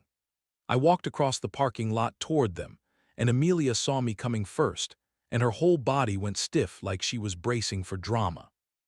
Tommy turned around holding a box of what looked like kitchen stuff, and I could see my old coffee maker sticking out the top, which made my chest tight. I held up Brownie's cage and asked if she wanted him, since I got him thinking about her and trying to fix things after the whole hamster mess. She looked at the little brown hamster running on his wheel, and her face did this weird thing where it got soft for maybe 2 seconds before going hard again. She said she couldn't take Brownie because Tommy was allergic to small animals, which made me want to laugh, because that was probably why he failed his test 2 years ago. She told me I should keep him since I made the commitment to adopt him, and that was my responsibility now, not hers. Tommy set down the box and pulled me aside while Amelia went back inside the building, and I could smell his cologne, which was way too strong, like he dumped a whole bottle on himself. He said he felt bad about the deposit situation and offered to loan me $5,000 to help with immediate housing costs, but his eyes kept shifting around like he didn't really want to do it. I looked at him standing there in his stupid basketball shorts and told him no thanks, and asked him straight up if it was worth it spending 2 years studying their family's tests just to get back with someone. His face got tired looking, and he said some days he wasn't sure, but he loved her enough to play by their rules, which sounded like the saddest thing I'd ever heard. I walked back to my car with Brownie squeaking in his cage and checked my phone to see 71 minutes left until the deadline, which made my stomach drop even more. I sat in the driver's seat and called Jessica to tell her I wouldn't be signing the lease, and to start whatever forfeiture process needed to happen, because I was done fighting this. Jessica surprised me by saying, wait, there might be one option. If I could find someone to take over the lease within 24 hours, the complex might approve a transfer with only a $5,000 transfer fee. That was way better than losing $30,000, so I thanked her and immediately started posting everywhere online about the apartment, offering a $1,000 incentive to anyone who could take it over today. Within minutes, my phone was blowing up with 3 responses from people interested in viewing it immediately, which gave me this tiny bit of hope. The first couple showed up 20 minutes later and loved the apartment and had perfect credit, but they wanted to move in next month, which didn't help me at all. The second person was this guy who couldn't afford it alone and kept asking if he could find a roommate later, which Jessica said wouldn't work for the transfer. The third guy gave me weird vibes and kept asking if Amelia would still be around the complex, and if she was single now, which made me want to punch him. I was sitting in the leasing office ready to give up when Lucy texted saying her co-worker just broke up with her boyfriend and desperately needed a place today. She said the girl had good credit and stable income and could meet us at the leasing office in 20 minutes if that worked. I told Lucy yes please, and 22 minutes later, this woman named Marina walked in with a cashier's check and perfect paperwork ready to sign immediately. Jessica processed the lease transfer right there, and I only lost $6,000 total instead of 30, which hurt, but didn't completely destroy my life. Marina shook my hand and said thanks for the opportunity, and I handed her the keys feeling like maybe I dodged the biggest bullet of my life. I was walking out of the leasing office when the front door opened, and Amelia walked in with Tommy right behind her carrying a folder of paperwork. She stopped dead when she saw me, and her eyes went to Marina, who was still standing at the counter filling out her move-in checklist. Tommy looked between all of us and shifted his weight from foot to foot, while Amelia's face went through like 5 different expressions in 2 seconds. Marina waved at them, not knowing who they were, and went back to her paperwork, while Jessica called them over to the other desk. Amelia kept looking back at me as she sat down, and I could see her trying to figure out how I managed to not lose everything without her help. I left without saying anything and drove straight to Jose's place, where he was already clearing out his spare room for me and Brownie. We spent the next 3 hours moving all my stuff from my old apartment using his truck, and by midnight I was sitting on an air mattress in his spare room with Brownie running around in his ball, exploring the new space. Jose brought me a beer and mentioned his lease was up in 2 months, and if I could get my money right, we could find a place together since his roommate situation wasn't working out anyway. The next morning I went back to the animal shelter because I'd promised to help with the scared pit bull, and spent 4 hours just sitting in his kennel reading a book, while he slowly got used to me being there. Every day that week, I showed up and did the same thing without taking any photos or posting about it anywhere, and by Friday, he was actually letting me pet him. The shelter coordinator asked if I wanted to make it a regular thing, and I said yes, because watching that dog go from shaking in the corner to wagging his tail when he saw me felt better than any Instagram likes ever did. Saturday morning, a family came in looking for a dog and fell in love with him, and I helped them with the adoption paperwork, and they sent me a video later of him playing in their backyard. That same afternoon, my phone buzzed with a text from Aunt Sabine, saying she heard I handled the lease situation maturely, and also heard I didn't take Tommy's money, which showed character. I read it twice, then deleted it without responding, because I wasn't doing things for their approval anymore, and she could think whatever she wanted. 2 weeks went by with me just working my regular job and volunteering at the shelter on weekends when Luciana texted me out of nowhere apologizing for being harsh. She called me and explained the family's test system was getting out of control because Lucy's boyfriend just found out about the tests and dumped her immediately, saying he didn't want to deal with that kind of manipulation. Luciana said more people were starting to question if the tests were worth losing good relationships over, but Amelia's mom was doubling down, saying it was working exactly as intended to weed out weak partners. I told Luciana it was fine, and I understood why she reacted that way, but I was moving on with my life. A few days later, Malik hit me up saying he heard I was volunteering at the shelter, and his daughter really wanted a cat for her birthday. I met them at the shelter that weekend and helped them find this orange tabby, who immediately climbed into his daughter's lap and started purring. After the adoption, we grabbed beers at the sports bar down the street, and Malik admitted the whole hamster thing was weird, and he didn't know what to say when Amelia called him crying about it. He said he felt bad for ghosting me, but the family group chat was intense, and he didn't want to get in the middle of it. About a month after the breakup, I was at the coffee shop near the shelter, grabbing my usual order when I turned around, and Amelia was sitting alone at a corner table with her laptop and textbooks spread out. She looked up, and we made eye contact, and I could have just left, but instead I walked over and asked if I could sit for a minute. She nodded and closed her laptop, and we talked for maybe 5 minutes about normal stuff like how her classes were going and how the shelter was. Then she said the tests might be getting toxic, but her family meant everything to her, so she went along with it even when it felt wrong. I told her I hoped she was happy with Tommy, and I actually meant it because holding on to anger wasn't worth it. She looked down at her coffee and said Tommy passed every test perfectly now, but sometimes she wondered if he was actually being himself or just performing what her family wanted to see.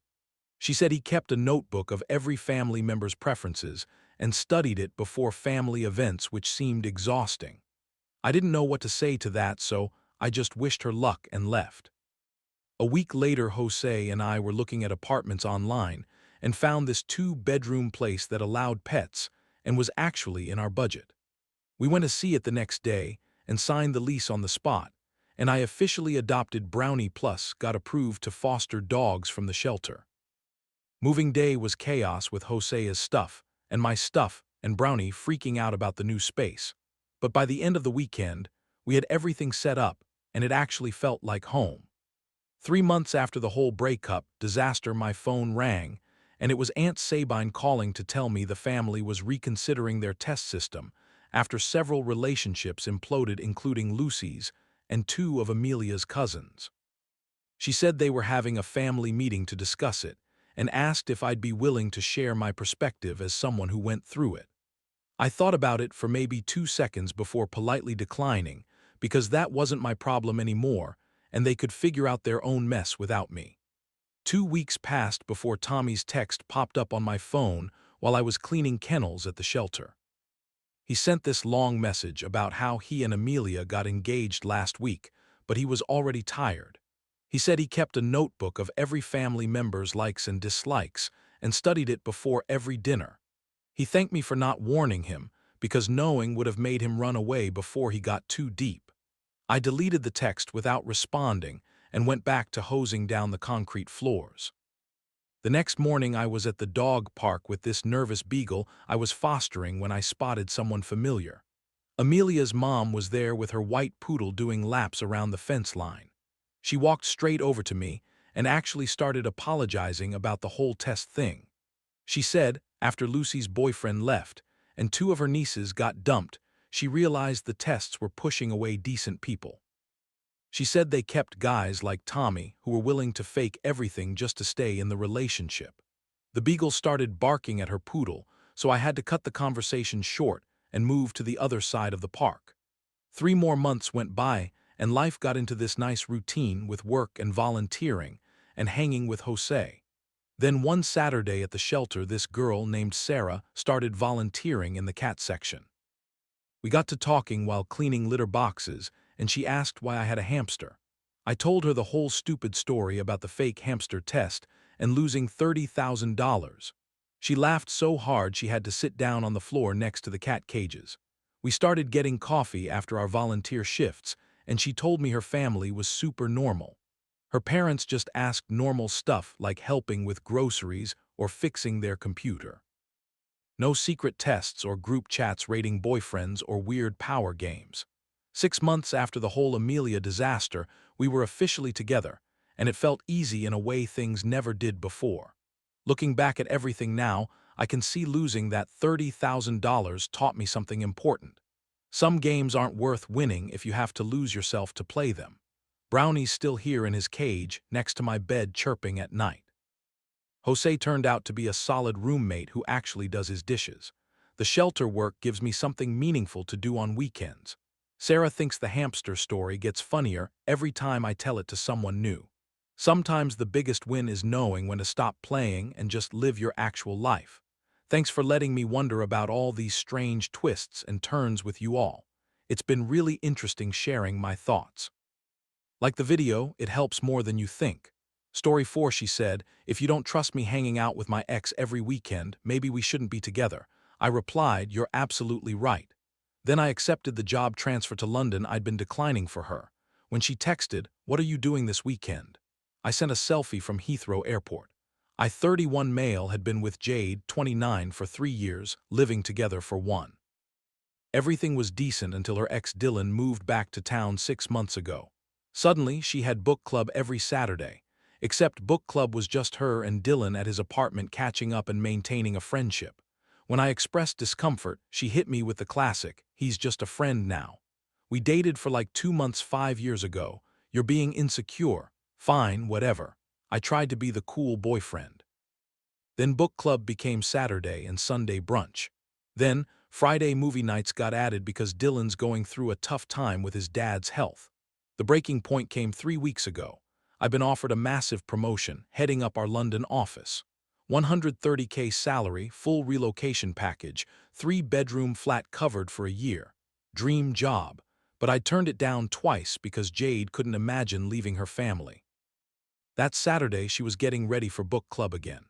Hair done, new dress, perfume that she never wore for our date nights. You sure you don't want to skip today? We could check out that new Korean place. She rolled her eyes. God, Ryan, we've been over this. Dylan and I are friends. If you don't trust me hanging out with my ex every weekend, maybe we shouldn't be together. I looked at her for a long moment. You're absolutely right. Finally, see, I knew you'd wait. What? You're right, we shouldn't be together. Her face went through about 12 expressions. Ryan, I didn't mean no, you made a good point. This isn't working. I walked to our bedroom and sent an email to my boss. I'll take the London position, can start in 2 weeks. Jade followed me. What are you doing? I was just frustrated. You can't just I'm accepting a job offer. You should probably stay at your parents' tonight. Or Dylan's, your choice. Are you seriously breaking up with me over this? You literally just said we shouldn't be together. I'm agreeing. She started crying. Not sad tears. Angry ones. You're being ridiculous. It's just friendship. Cool, be friends. I'll be in London. She grabbed her purse and stormed out. You'll regret this. 20 minutes later, my phone exploded. Baby, let's talk about this. You can't just end 3 years like this. I'll stop seeing Dylan if it bothers you that much. Ryan, please, this is so immature. I didn't respond. Instead, I started packing. Update 1. The last week has been illuminating. After our breakup, Jade went straight to Dylan's.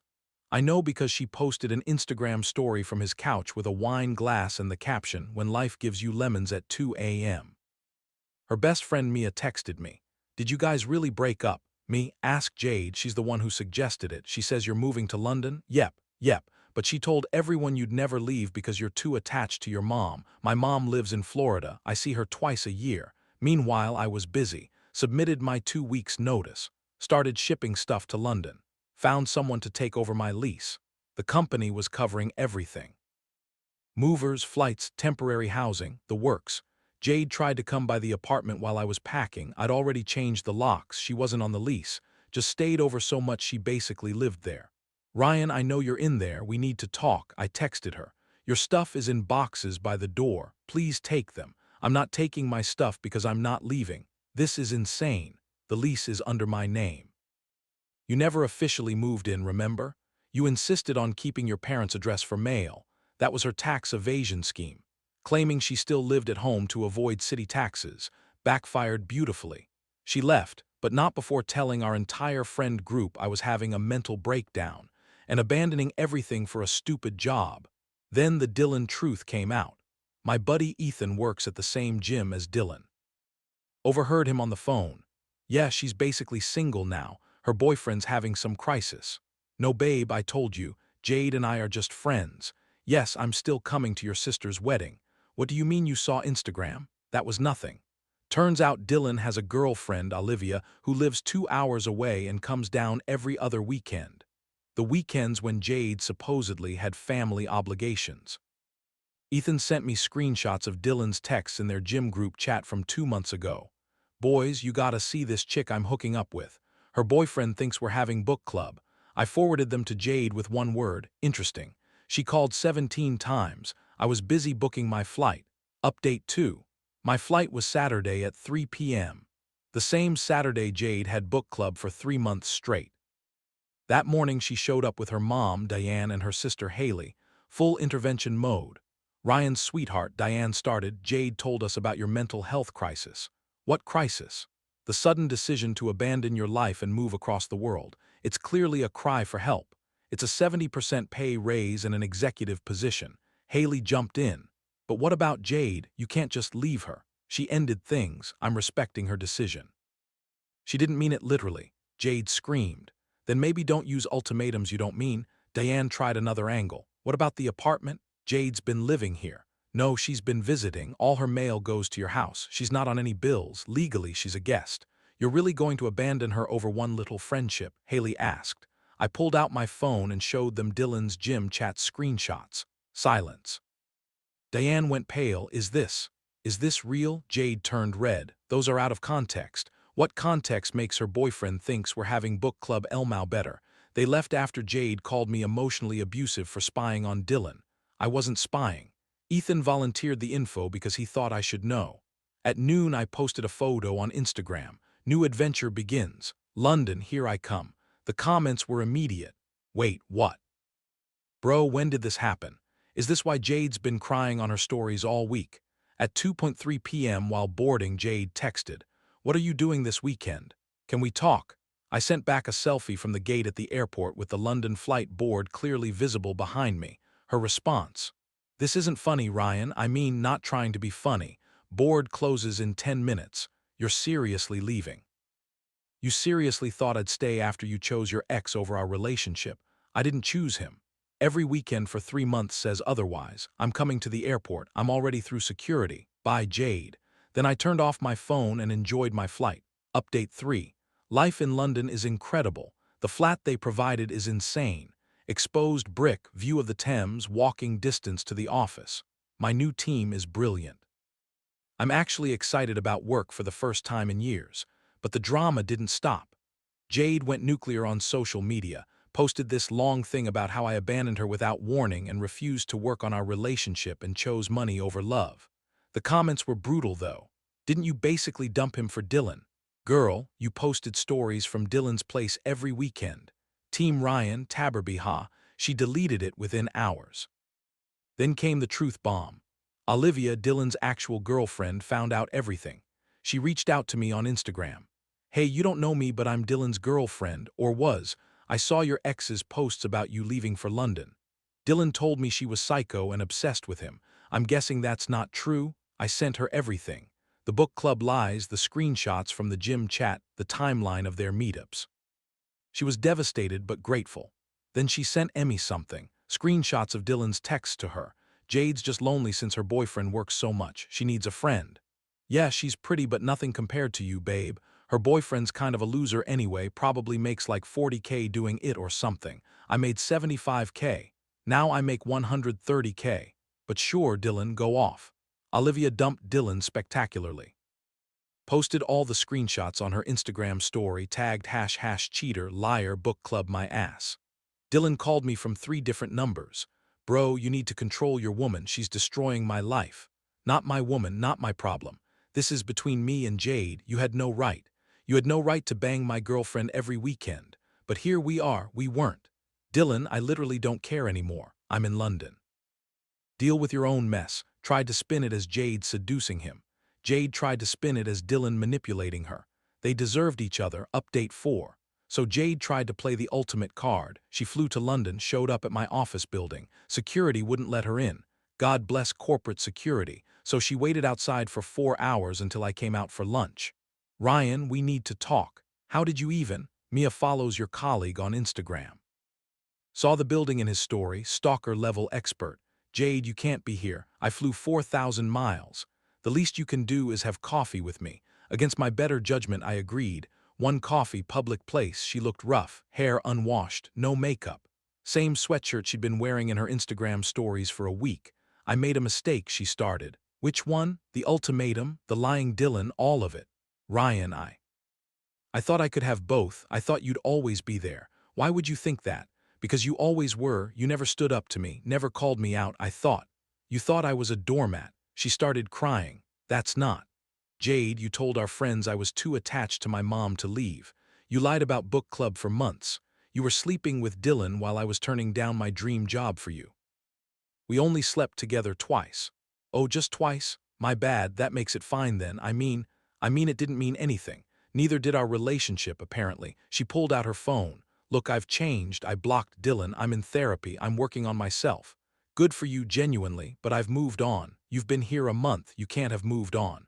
I moved on the moment you said we shouldn't be together. I just took your advice. Then she played what she thought was her ace. I'm pregnant. I laughed. Actually laughed. No, you're not. How do you? Because we haven't had sex in 2 months. You were always too tired after book club. Unless it's Dylan's, her face crumbled. I'm not pregnant. I know. I needed you to care. I did care for 3 years. You just didn't notice until I stopped. She flew back that night, but not before sending one last manipulative text. I'll wait for you, however long it takes. I blocked her. Update 5, remember how I said Jade would wait? Yeah, that lasted about 2 weeks. She started dating someone new. Kieran, her CrossFit coach, posted constantly about how the right person comes when you're working on yourself and sometimes your soulmate is at the gym all along. Mia sent me the tea. She's basically living at his place already, been like 3 weeks. Pattern's gonna pattern, but here's where it gets wild. Dylan reached out on LinkedIn of all places. Hey man, heard you're killing it in London. Actually just got an offer there myself. Would love to buy you a beer and clear the air. This absolute walnut thought we'd be buddies now. No thanks. Good luck though, come on bro, water under the bridge. Jade meant nothing to me. That's exactly the problem, Dylan. He took the job anyway. Guess where his flat was? Same building as mine, because of course it was. I ran into him in the lobby my second week. With a girl who wasn't Olivia, who looked about 19. Ryan bro, this is Chloe. Chloe, this is my buddy Ryan. We're not buddies, Dylan. Chloe looked confused. Dylan went red. Don't be like that, man. We're neighbors now. I'm moving next month. I wasn't, but he didn't need to know that. Chloe Googled Dylan that night, found Olivia's tagged posts, dumped him via text in the building's WhatsApp group by accident instead of texting him directly. Dylan, I can't believe you're the book club cheater. We're done. 212 residents saw that message. The security guys call him book club now. Final update. Jade's relationship with Tyrone exploded. Shocking, I know. Turns out Tyrone was also just friends with his ex. They had workout sessions every weekend. Jade found them in a very compromising stretching position. She messaged me on WhatsApp, forgot to block her there. Now I understand how you felt. I'm so sorry, I left her on read. But the real karma came from an unexpected source. The tax thing. Remember how Jade claimed she lived with her parents to avoid city taxes? Well, someone reported her. That someone may have been Olivia, who works for the state tax department and takes fraud very seriously. Jade owed 3 years of back taxes, penalties, and interest, about $18 total. Her parents had to bail her out, but only after making her move back home for real this time. Dylan's still in London, but his reputation preceded him. The book club story spread through our industry. It's smaller than you'd think. He's been on exactly 0 dates from work events. Still calls me bro in the elevator. I still ignore him. Haley reached out last week. Jade wanted me to tell you she's sorry. She's really working on herself now. That's nice. I hope she figures it out. She also wanted to know if you're seeing anyone. Yes, I am. Her name's Awif. She's Irish, works in publishing, thinks the whole book club story is hilarious, and has exactly 0 exes she hangs out with every weekend. Last week was my 6-month review. Got another raise and a permanent position. The company wants me here long-term. I said yes immediately. Jade's last Instagram post was about growing through what you go through. And sometimes the best thing someone can do is leave so you can find yourself. The comments were turned off. To everyone who said I should have fought for the relationship, why? She literally told me we shouldn't be together if I couldn't handle her hanging with her ex every weekend. I disagreed with her assessment. To those saying I was too harsh, I turned down a life-changing opportunity twice for someone who was cheating on me every weekend while calling me insecure. I wasn't harsh enough. And to those asking if I regret leaving, I'm making almost double my old salary, living in an amazing city, dating someone who actually respects me, and Dylan has to see me thriving every single day in the building where everyone calls him Book Club. My only regret is not taking the job the first time it was offered. Oh, and Jade, since I know you still check my socials with fake accounts, our wife and I are planning a weekend trip to Paris. Don't worry though, it's not with her ex. She doesn't need Book Club to be happy. Cheers from London. Edit. Stop asking for Dylan's LinkedIn. Let's not do that. Edit 2. Yes, Olivia really works for the tax department. Yes, she really reported Jade. No, I didn't ask her to, but I'm not mad about it. Edit 3. To everyone saying this is fake because of the coincidence of Dylan being in the same building, it's corporate housing. The company has a deal with the building. There are 4 other people from my industry here. London's big but professional circles are small. Story 5. Oh grandma, you know what might be nice? If you sat toward the back tomorrow, you'll have a better view from there and… Jessica paused, glancing nervously at her future mother-in-law. And you won't have to worry about all the photographers getting in your way. The words landed like a physical blow, soft and sweet on the surface, but carrying an unmistakable message underneath. I stood frozen beside the guest book table, my arthritic hands still clutching the envelope containing the final payment for Jessica's wedding reception. At 72, I thought I'd heard every possible cruelty life could offer, but apparently my granddaughter had found new ways to surprise me. Jessica didn't even look at me when she said it, just kept adjusting her engagement ring while talking to her future mother-in-law, Patricia Mitchell. The 2 women stood near the altar decorations I'd spent 3 weeks arranging, discussing seating charts for tomorrow's ceremony as if I were just another piece of furniture to position appropriately. We want the photos to look perfect, Patricia added with that smooth Nashville socialite voice of hers, glancing meaningfully in my direction. Perhaps Mrs. Thompson would be more comfortable watching from the church balcony, better view of everything, and she won't have to worry about the cameras. I felt my cheeks burn with shame and anger. Mrs. Thompson. After 3 years of planning this wedding, after countless dinners where I'd been introduced as Jessica's beloved grandmother who'd raised her after her parents died, Patricia Mitchell still addressed me like hired help being politely dismissed. Actually, I said quietly, finding my voice despite the tremor that had nothing to do with my age, I was hoping to sit with family. Jessica is all I have left. Jessica finally turned toward me, her perfectly made-up face twisting with irritation. Grandma, please don't make this difficult. Ryan's family has certain expectations about how weddings should look. This is important to me. Ryan Mitchell, my granddaughter's fiancé, stood nearby examining his phone with the focused attention of a man desperate to be anywhere else. His father William hovered beside Patricia, nodding approvingly at their subtle maneuvering to minimize my visibility at tomorrow's ceremony. I studied Jessica's face, searching for any trace of the sweet child I'd taken in when she was 8 years old. The little girl who'd cried in my arms after the car accident that claimed both her parents, who'd called me Nana, and insisted I was the best grandmother in the whole world. That child had vanished somewhere between her business degree and her engagement to Ryan, replaced by this polished stranger who spoke of her own family as an embarrassment to be managed. Jessica, I began carefully, I understand this is stressful, but… No, you don't understand, she interrupted, her voice sharp enough to turn heads throughout the fellowship hall. You don't understand what it's like trying to fit into Ryan's world. His family owns 3 car dealerships and a country club membership that goes back 4 generations. They summer in Martha's Vineyard and winter in Aspen. They don't understand people like us. People like us. The phrase struck me with unexpected force. After 30 years of building Thompson's Garden Center from a roadside vegetable stand into the county's premier nursery, after sending Jessica to private school and college debt-free, after maintaining the family farm that had been in our family for 6 generations, I was apparently still people like us to be ashamed of. I see, I said, though I wasn't sure I did. And what exactly should I be ashamed of, dear? Jessica's face flushed pink beneath her makeup. It's not about shame, Grandma, it's about appropriateness. Look at you right now. That dress is from Walmart, your shoes are those old comfort ones with the Velcro straps, and your hair. She gestured vaguely at my silver curls, which I'd actually had styled yesterday at considerable expense. Patricia Mitchell stepped closer, her smile as sharp as a garden pruning shear. What Jessica means is that different generations have different comfort levels with formal occasions. Perhaps you prefer a quiet celebration at home after the ceremony. I could arrange for someone to bring you a plate from the reception. The suggestion hung in the air like poison gas. A plate brought to the hired help after the real family finished their celebration.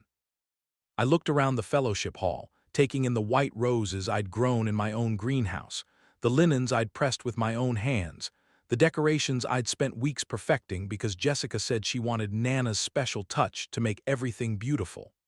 You know, I said slowly, reaching into my purse for the envelope I'd been carrying, before we finalize these arrangements, there's something we should discuss.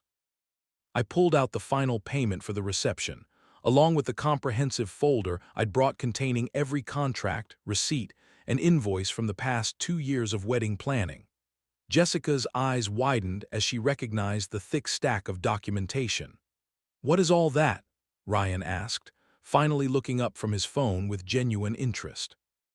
"This," I said, setting the folder on the nearest table with deliberate care, "is the complete financial record of tomorrow's wedding celebration."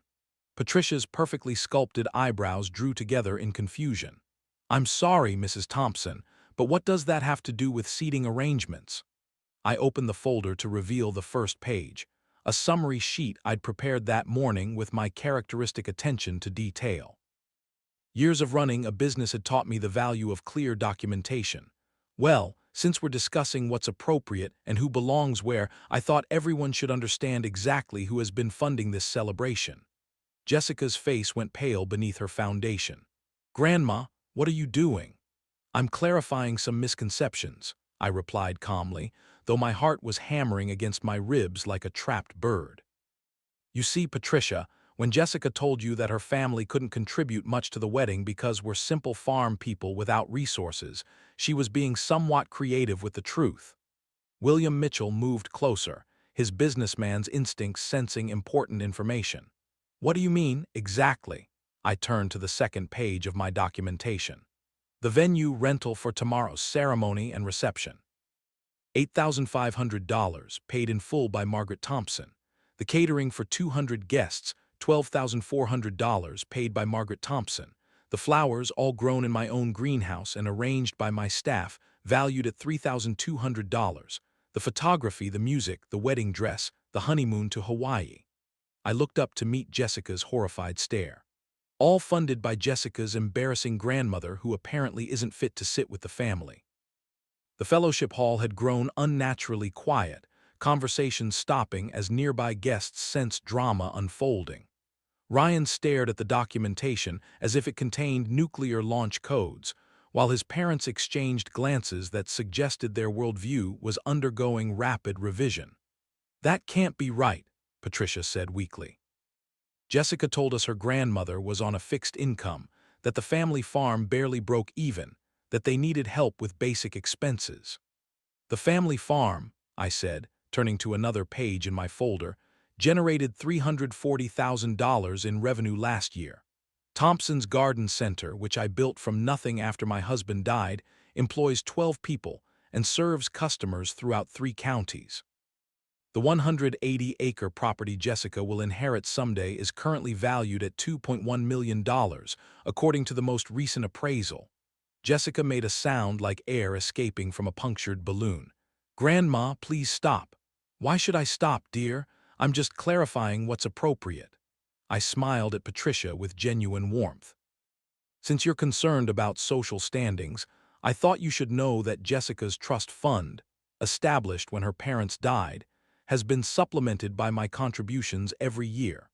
She graduated college debt-free not because of scholarships, as she might have mentioned, but because her embarrassing grandmother liquidated investment accounts to pay her tuition." Ryan was now staring at Jessica with an expression of dawning comprehension and growing anger. You told me your grandmother needed financial help. You said that's why we couldn't afford a house in Brentwood, why we had to settle for the apartment.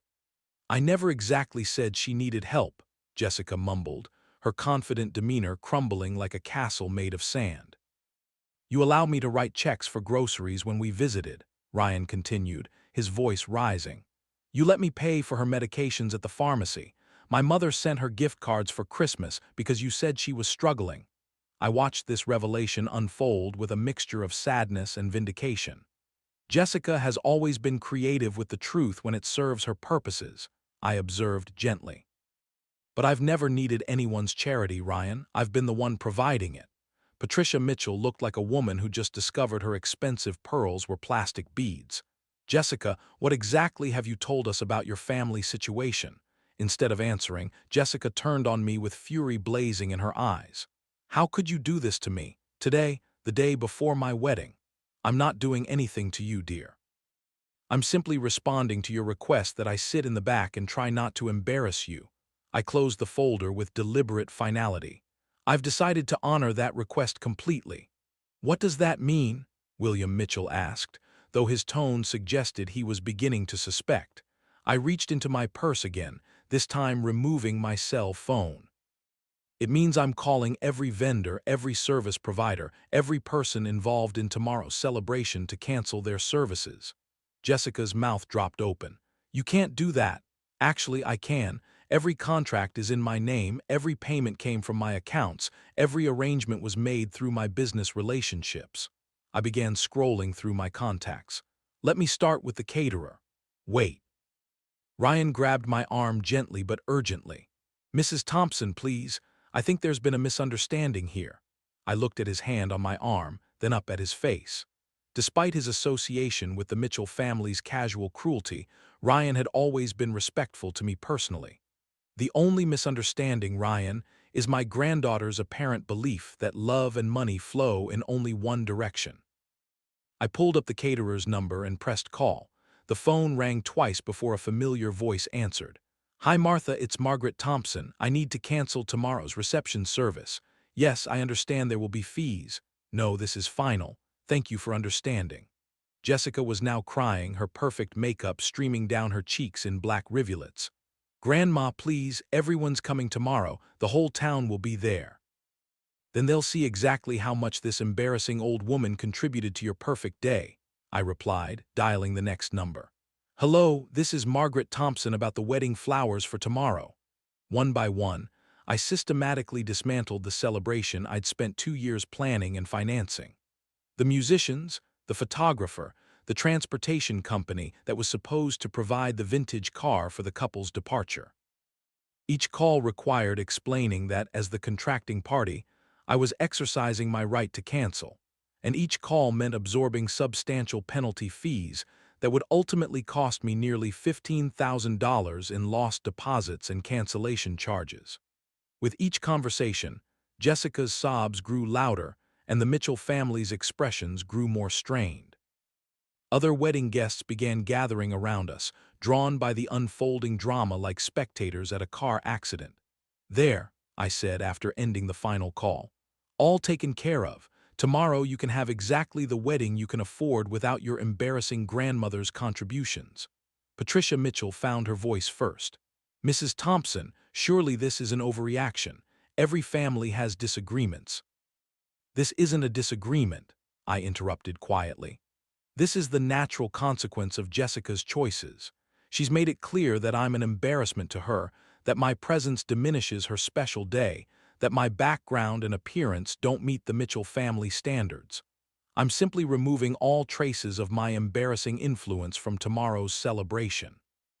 I gathered my folder and returned it to my purse, then looked directly at Jessica for what I suspected might be the last time. You're 28 years old now, dear, old enough to fund your own life, plan your own wedding, and face your own consequences. I wish you well in your marriage.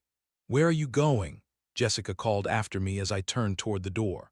Home to pack, I replied without looking back. I've decided to take that trip to Ireland I've been planning for 20 years. Should give you and Ryan time to sort out your living arrangements. What living arrangements? Ryan asked, and I could hear the panic in his voice. I paused at the door and turned back one final time. The cottage you've been living in rent-free for the past 2 years. The one Jessica told you was her inheritance. That property belongs to me, Ryan, always has. I allowed you to live there because I thought you made Jessica happy, but since she's made it clear that I'm not welcome in her life, I see no reason to continue subsidizing it. The silence that followed was so complete I could hear the air conditioning cycling on in the church office down the hall. "You can't kick us out," Jessica shrieked. "I can, and I am. You have 30 days to find new housing." I checked my watch with exaggerated care. "Make that 29 days and 23 hours. I'll have my attorney send the formal notice tomorrow." As I walked out of that fellowship hall for the last time, I heard the chaos erupting behind me. Jessica's hysterical sobbing, Ryan's angry questions, Patricia Mitchell's frantically whispered conference with her husband about damage control. But what I didn't hear, even once, was anyone calling after me with an apology. The drive home to Thompson Farm took 15 minutes along back roads I'd traveled for 7 decades. Past the cornfields, where I'd learned to drive on my father's old Ford tractor. Past the creek, where I'd caught fireflies with Jessica during her first summer with me. Past the Methodist church, where I'd married my late husband Earl 47 years ago. As I pulled into my driveway, I felt something I hadn't experienced in years. Absolute clarity about my own worth and priorities. The sprawling farmhouse, where 3 generations of Thompsons had lived, sat surrounded by the gardens I'd tended for decades, their late summer blooms creating a riot of color that no expensive florist could replicate. Inside the house, I walked through rooms filled with family photographs chronicling Jessica's growth from a scared 8-year-old into the entitled woman who just publicly dismissed me as an embarrassment. The pictures told a story of dance recitals and school plays, birthday parties and Christmas mornings, graduations and achievements, all funded and documented by the grandmother who apparently wasn't worthy of sitting with family at a wedding.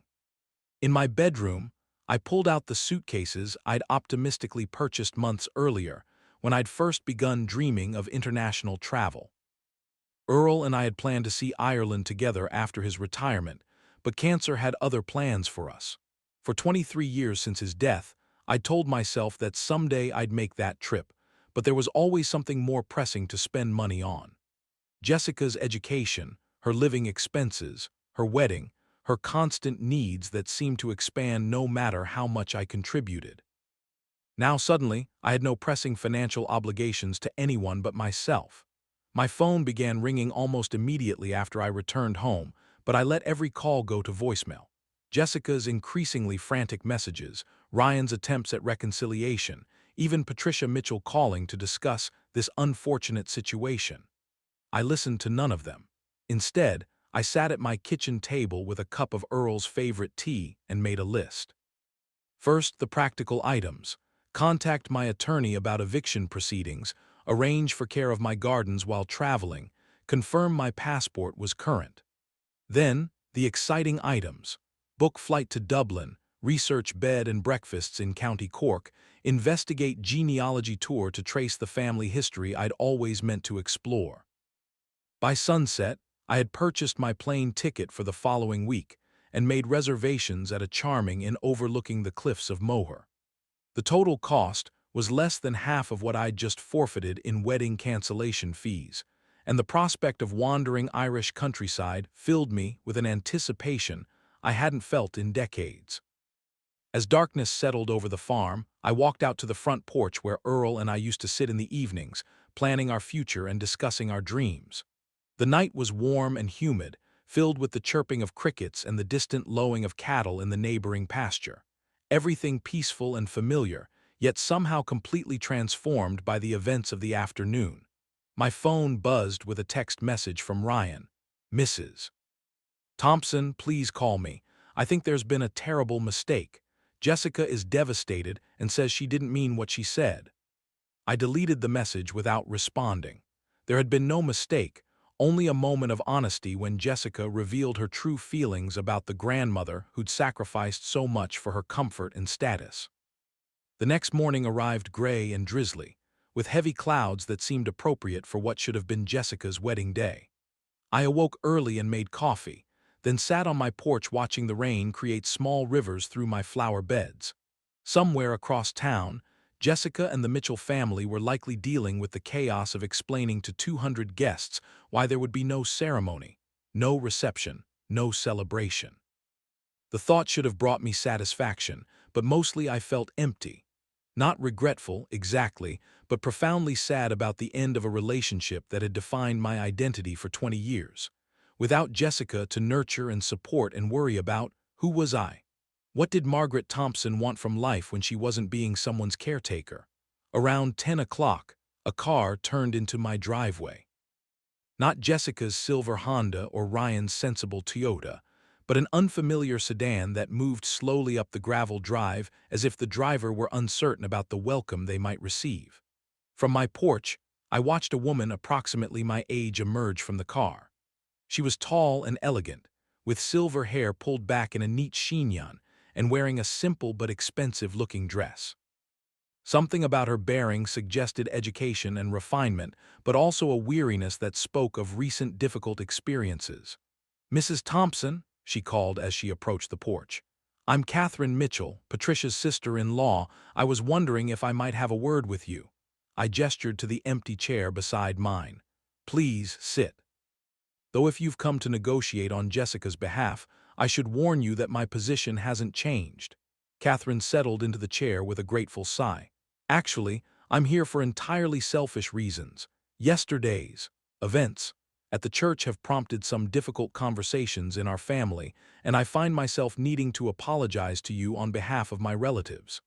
This unexpected development caught me off guard. I'm not sure I understand. My brother William and his wife have always been status conscious," Catherine said carefully. "They measure people by wealth and social position rather than character or kindness. Yesterday, when they discovered how wrong they'd been about your circumstances, it forced them to confront some uncomfortable truths about their own behavior." She paused, studying the rain-soaked garden with what appeared to be genuine appreciation. "Your granddaughter has been lying to all of us, Mrs. Thompson, about her background, about your finances, about the source of her education funding. But more importantly, she's been lying about the kind of person who raised her." "And what kind of person is that?" I asked, curious about this outsider's perspective. Catherine turned to face me directly. "The kind who builds a successful business from nothing, who raises an orphaned grandchild with love and generosity, who sacrifices her own dreams to fund someone else's future, and who maintains her dignity even when that generosity is repaid with cruelty." The unexpected kindness in her voice brought tears to my eyes. "I don't feel particularly dignified right now. I feel like a foolish old woman who enabled a spoiled child's worst impulses." "Perhaps," Catherine acknowledged, "but you also feel like someone who finally stood up for herself, doesn't you?" The accuracy of her observation startled me. Despite my sadness about Jessica, despite my uncertainty about the future, I did feel something I hadn't experienced in years: self-respect. "My husband died 5 years ago," Catherine continued quietly. "For the past 5 years, I've been the family member everyone turns to when they need money, free babysitting, emotional support, or convenient scapegoating when their own choices don't work out. Yesterday's drama made me realize I've been enabling the same kinds of destructive patterns you've been dealing with." "What will you do about it?" Catherine smiled, the expression transforming her rather stern features. "Well, I've just bought a plane ticket to Italy, Florence specifically. I've always wanted to see the Renaissance art in person, and it occurred to me yesterday that at 68 I'm running out of time to pursue my own interests." "Italy sounds wonderful," I said, thinking of my own upcoming Irish adventure. "When do you leave?" "Next week. Same day you fly to Dublin, actually." I stared at her in surprise. "How did you know about Dublin?" "Your travel agent is the same as mine. Small town, limited options." Catherine's smile widened. "She mentioned you'd booked an extended stay in Ireland, and I wanted to tell you how much I admire your decision. Not many women our age have the courage to start completely over." We sat in comfortable silence for several minutes, two women who'd reached similar conclusions about the necessity of choosing themselves over family obligations for the first time in decades. The rain was beginning to lighten, and occasional shafts of sunlight broke through the clouds to illuminate different sections of my garden. "There's something else I wanted to discuss with you," Catherine said eventually. "My brother and Patricia are hosting what they're calling a crisis management dinner tonight, trying to figure out how to handle the social embarrassment of yesterday's wedding cancellation. I imagine they'll find a way to blame Jessica's unstable grandmother. Actually, no. They're planning to throw Jessica under the bus completely. Patricia is already telling people that Jessica deliberately deceived them about her family background, and William is consulting their attorney about whether they have grounds to sue her for fraud. This information stunned me. They want to sue Jessica.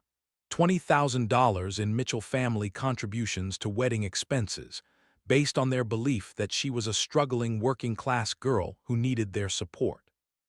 Now that they know the truth about your wealth, they feel manipulated and want restitution. I processed this development with mixed feelings. On one hand, Jessica deserved to face consequences for her deceptions. On the other hand, being sued by her fiancé's family would be devastating both financially and emotionally. "What does Ryan think about all this?" Catherine's expression grew sympathetic. "Ryan is furious with Jessica, but not for the reasons you might expect. He's not angry about the money or the social embarrassment. He's angry because she made him complicit in treating you badly based on lies." "What do you mean?" "Yesterday, after you left, Ryan went through some old photographs on his phone. Pictures of him and Jessica visiting you, pictures of family dinners, holiday celebrations. In every single photo, he could see how much you loved Jessica, how proud you were of her, how hard you worked to make her happy. And he realized that Jessica had systematically manipulated him into viewing you as a burden rather than recognizing you as the generous, loving grandmother you actually are." The tears I'd been holding back finally spilled over. For 2 years, I'd wondered why Ryan seemed awkward and uncomfortable around me, why he insisted on paying for things when they visited, why he treated me like a polite obligation rather than family. Now, I understood that Jessica had poisoned his perception from the beginning, framing me as a needy dependent rather than the woman who'd funded his fiancé's entire adult life. "Is he still planning to marry her?" Catherine shook her head. "The wedding is postponed indefinitely while Ryan reevaluates everything he thought he knew about Jessica's character. He's staying with us for now, and honestly, I think he's relieved to have an excuse to step back from the engagement." We talked for another hour, two women bonding over the shared experience of being taken for granted by family members who'd mistaken kindness for weakness. When Catherine finally prepared to leave, she hesitated at her car door. "Mrs. Thompson, I hope this isn't presumptuous, but if you ever find yourself in Florence while I'm there, I'd love to show you the Uffizi Gallery. I've been reading about it for months, and it might be more enjoyable with a companion who appreciates art." "I'd like that very much," I replied, surprised by how much I meant it. "Though I should warn you, my knowledge of Renaissance art comes entirely from library books." "Perfect. Mine comes from PBS documentaries. Together we'll be adequately educated tourists." After Catherine left, I spent the rest of the day in my greenhouse, tending to the orchids that had been my private passion for years. Earl had always teased me about talking to my plants, but today their silent presence felt more comforting than any human conversation. They grew and flourished with proper care, never demanding more than what was reasonable, never taking beauty for granted. Around evening, I heard another car in my driveway. This time it was Jessica's Honda, moving even more slowly than Catherine's sedan had that morning. I watched through the greenhouse windows as Jessica sat in her car for several minutes before finally getting out and walking toward the house. She looked terrible. Her hair was unwashed and pulled back in a messy ponytail. Her face was puffy from crying, and she wore rumpled clothes that suggested she'd slept in them. But what struck me most was her posture, no longer the confident bearing of a successful businesswoman, but the defeated slump of someone whose carefully constructed world had collapsed. I met her at the kitchen door, neither welcoming nor hostile, simply waiting to hear what she'd come to say. "Nana," she began, and the childhood nickname brought fresh tears to her eyes. "I need to tell you something." I gestured her toward the kitchen table where we'd shared thousands of meals over the years, from homework sessions when she was in elementary school to planning sessions for the wedding that would now never happen. Ryan broke up with me, she said without preamble. This morning, he said he couldn't marry someone who could lie so easily about the people who love her. I waited, sensing there was more. His parents want to sue me for fraud. Their attorney says they have a case because I deliberately misrepresented my financial situation to gain their support. And how do you feel about that? Jessica looked up at me with swollen eyes. I feel like I deserve it. I feel like I've ruined everything good in my life because I was ashamed of being ordinary. Ordinary. That's what I thought we were, Nana. Ordinary farm people who couldn't compete with families like the Mitchells. I was so afraid Ryan would leave me if he knew I came from nothing special that I invented this whole story about us being poor but respectable, worthy of his family's charity, but not their genuine respect. I considered this explanation, turning it over in my mind like a stone found on a beach, examining its shape and weight. Jessica, what made you think there was anything shameful about our family? She was quiet for so long I wondered if she'd heard the question. Finally, she said, "Do you remember when I was in high school and I brought Sarah Mitchell home for dinner?" Sarah Mitchell, Patricia's niece, who'd been Jessica's best friend until they'd had some kind of falling out senior year. I nodded. Sarah looked around our house that night and said it was quaint. She said it was sweet how I lived with my grandmother on a real working farm, like something from a history book. She made it sound like we were living in the past, like we were stuck in some kind of time warp while the rest of the world moved forward.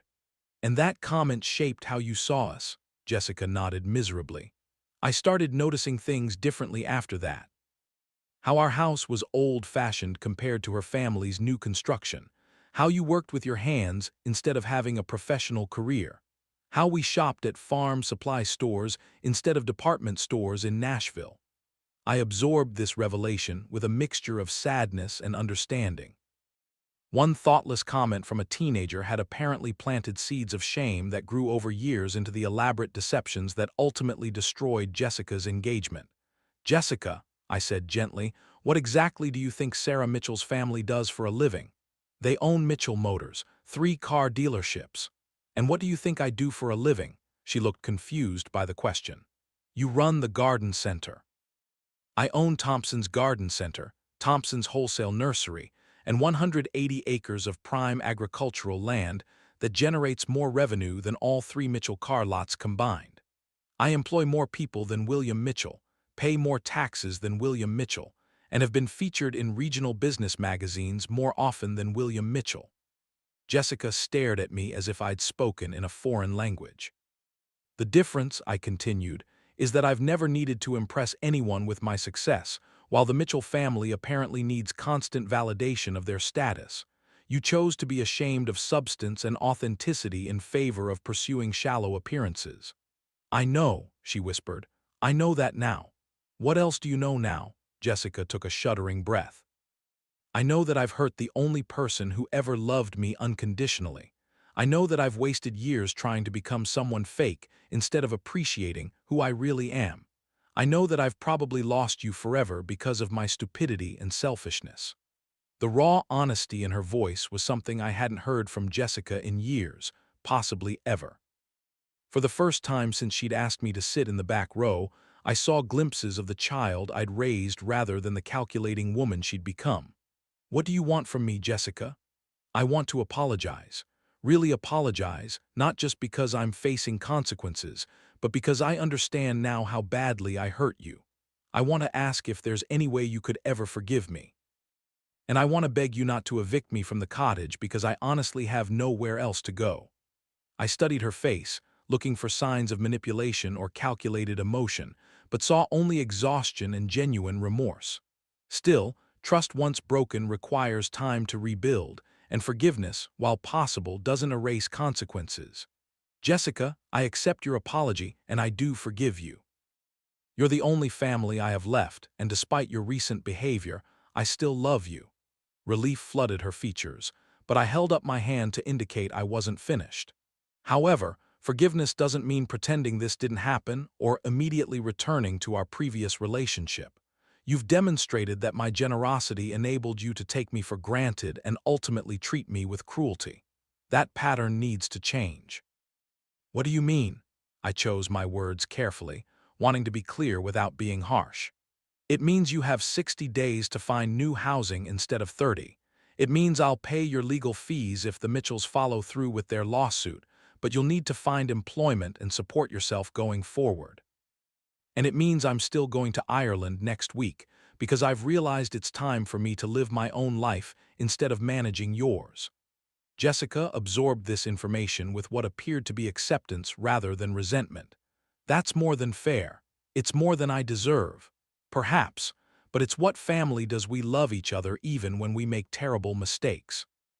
We talked for another hour as darkness settled over the farm, beginning the long process of rebuilding trust and redefining our relationship on healthier terms. Jessica would need to prove through actions rather than words that she'd learned from this experience. But for the first time in years, I felt hopeful that the granddaughter I'd raised with such love might still exist somewhere beneath the facade she'd constructed. As she prepared to leave, Jessica paused at the kitchen door. "Nana, when you're in Ireland, would you mind sending me postcards? I know I don't deserve updates about your trip, but I'd like to know you're happy." "I'd be happy to send postcards," I replied. "And Jessica, maybe while I'm gone, you could think about who you really want to be. Not who you think other people expect you to be, but who you actually are when nobody's watching." She nodded, tears streaming down her face again, and for a moment I saw the 8-year-old who'd clung to me in grief after losing her parents, the child who'd needed unconditional love more than anything else in the world. A week later, I stood in the Dublin airport with 2 suitcases and a heart full of anticipation.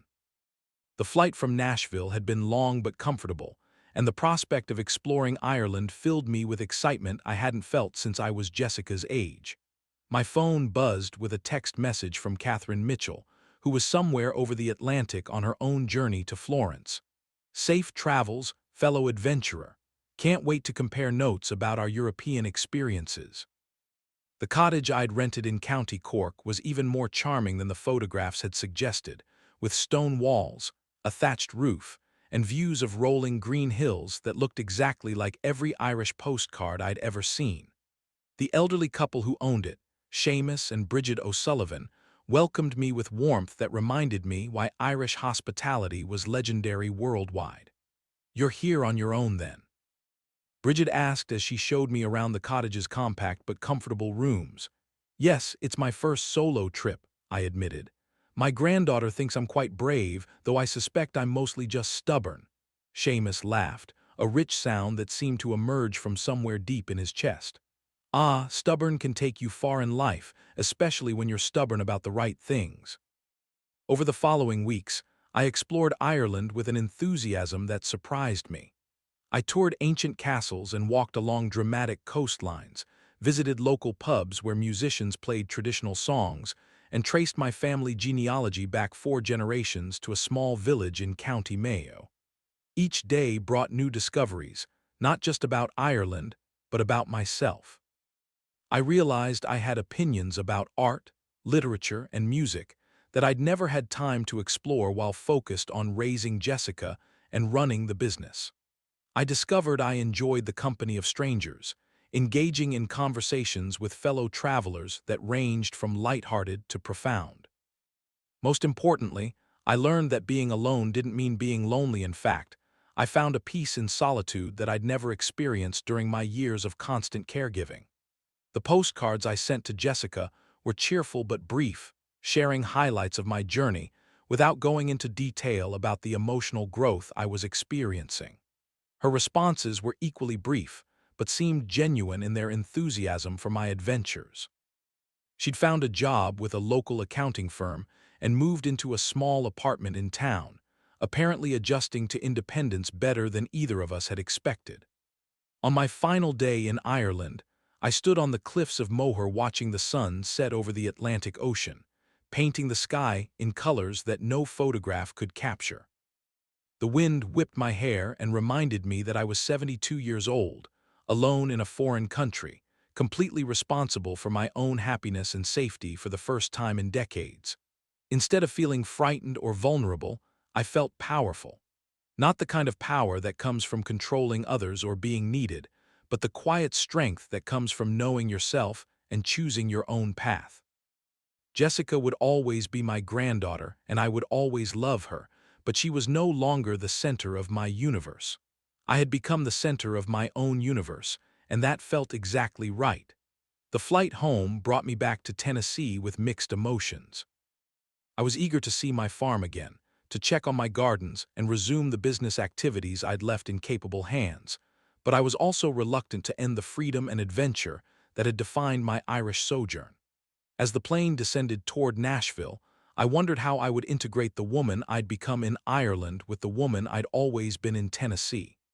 Jessica met me at the airport, looking healthier and happier than she had in months. Her hair was cut in a simple style that suited her better than the elaborate arrangements she'd favored during her Mitchell phase, and she wore jeans and a casual top that suggested she'd stopped trying to impress people with expensive clothes. "Nana," she called, waving enthusiastically as I emerged from the customs area. "How was Ireland? I want to hear everything." As we drove home through familiar countryside, I found myself sharing stories and impressions from my trip with genuine pleasure. Jessica listened attentively, asking thoughtful questions and responding with what seemed like authentic interest in my experiences. The conversation felt natural and unforced, lacking the undercurrent of tension that had characterized our interactions for years. "You look different," she observed as we turned into the farm driveway. "More, I don't know, more like yourself, if that makes sense." It made perfect sense.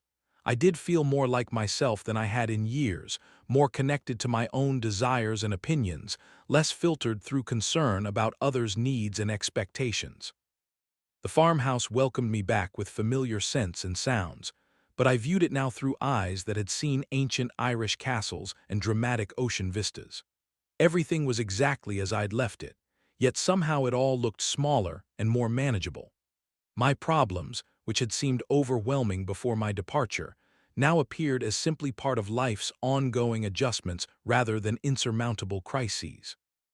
Over the following months, Jessica and I slowly rebuilt our relationship on healthier terms.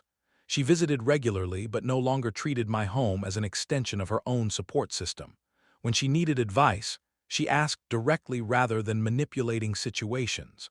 Most importantly, she began contributing to our relationship instead of simply taking from it. The Mitchell family's threatened lawsuit never materialized. Ryan had moved to Atlanta for a new job, choosing to start fresh rather than navigate the social complications of his broken engagement. 1 year after the canceled wedding, I received an unexpected phone call from Ryan. He was engaged to someone new and wanted to thank me for the lesson I'd inadvertently taught him about recognizing authentic character. "Mrs.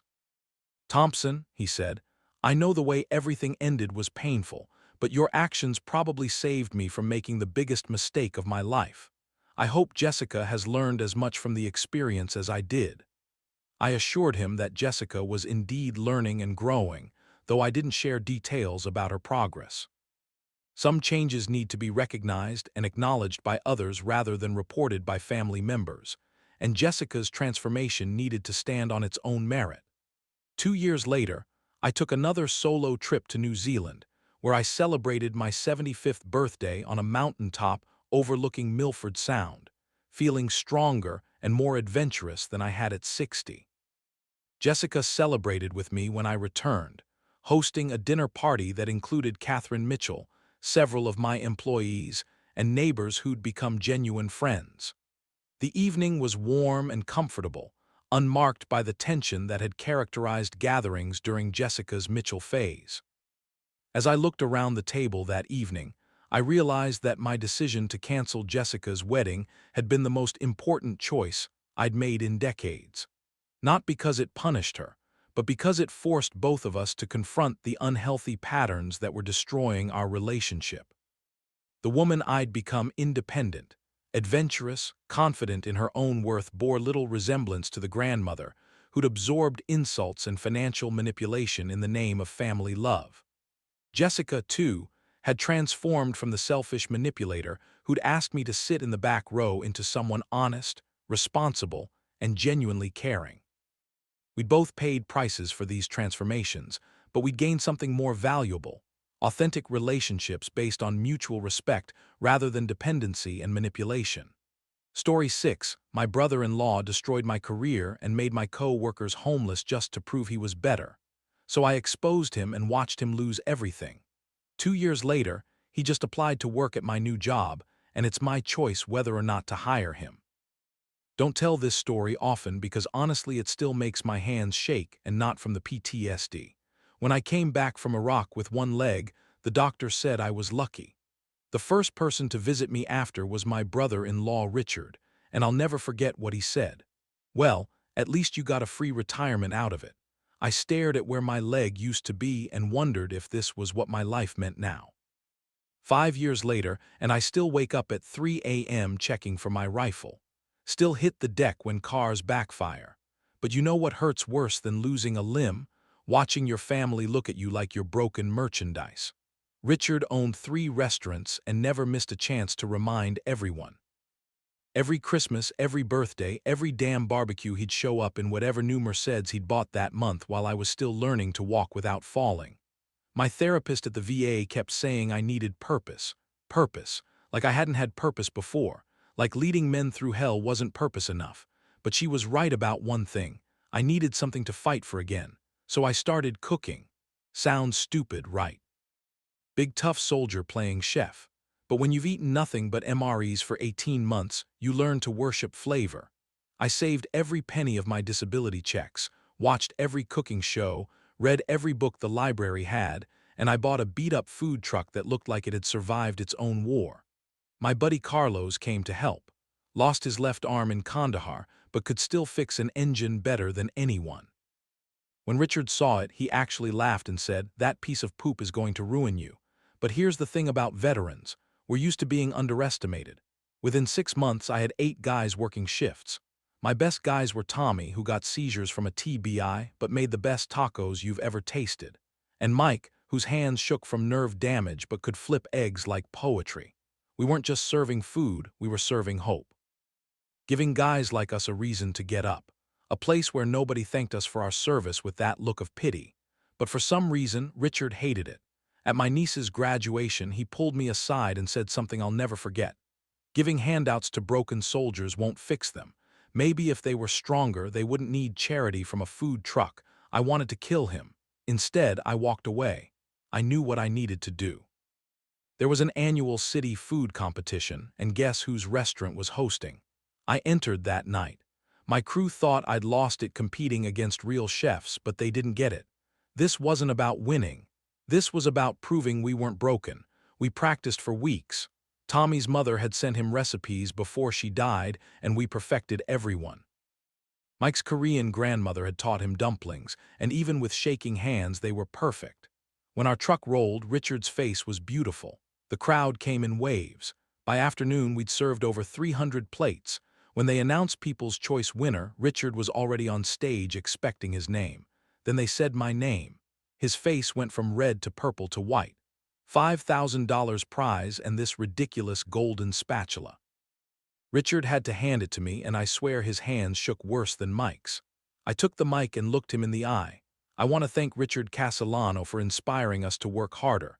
When people tell you you're broken, you have 2 choices: believe them or prove them wrong." He had to smile, but when he shook my hand, he whispered, "You just made the biggest mistake of your life." The next week was beautiful. Lines around the block. For once, something good was happening. Then the inspection started, 3 in 5 days. Our permits got lost twice. There were noise complaints from nowhere, but we kept going because that's what we do. Then Carlos texted me that cops were impounding the truck and Tommy was seizing from stress.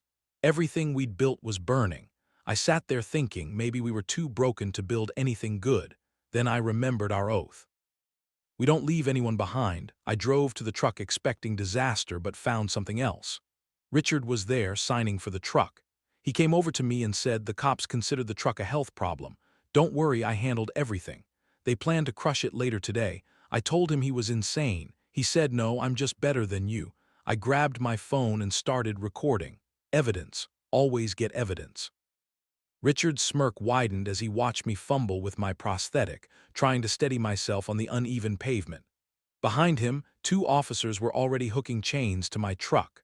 Tommy sat on the curb, his whole body trembling, while Mike held a paper towel to his nose where he'd hit the ground during Tommy's seizure. "You really thought you could compete with me?" Richard stepped closer, his cologne making my stomach turn. A bunch of broken soldiers playing restaurant. This was always going to end one way. The tow truck engine roared to life. My truck, our truck, lifted off the ground like it weighed nothing. Carlo stood by the hydraulics, his one good arm clenched into a fist.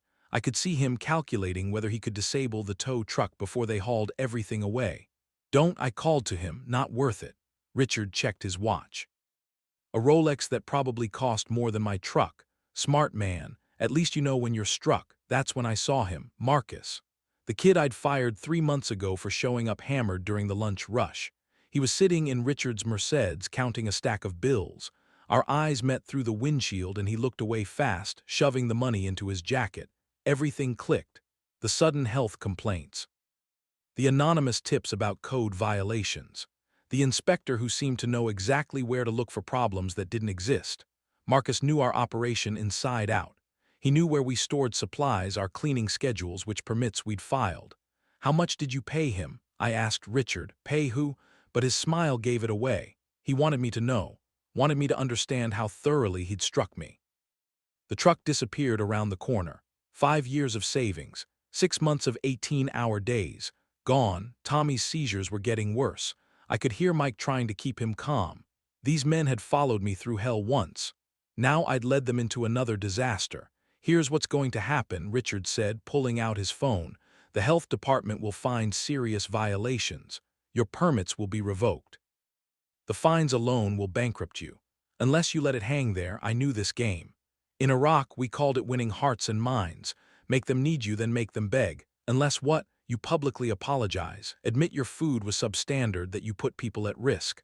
I'll make the problems disappear. Behind him, Tommy vomited on the sidewalk. The seizures always left him like this, confused and sick. Mike was trying to clean him up with napkins from his pocket, his hands shaking so bad he kept dropping them.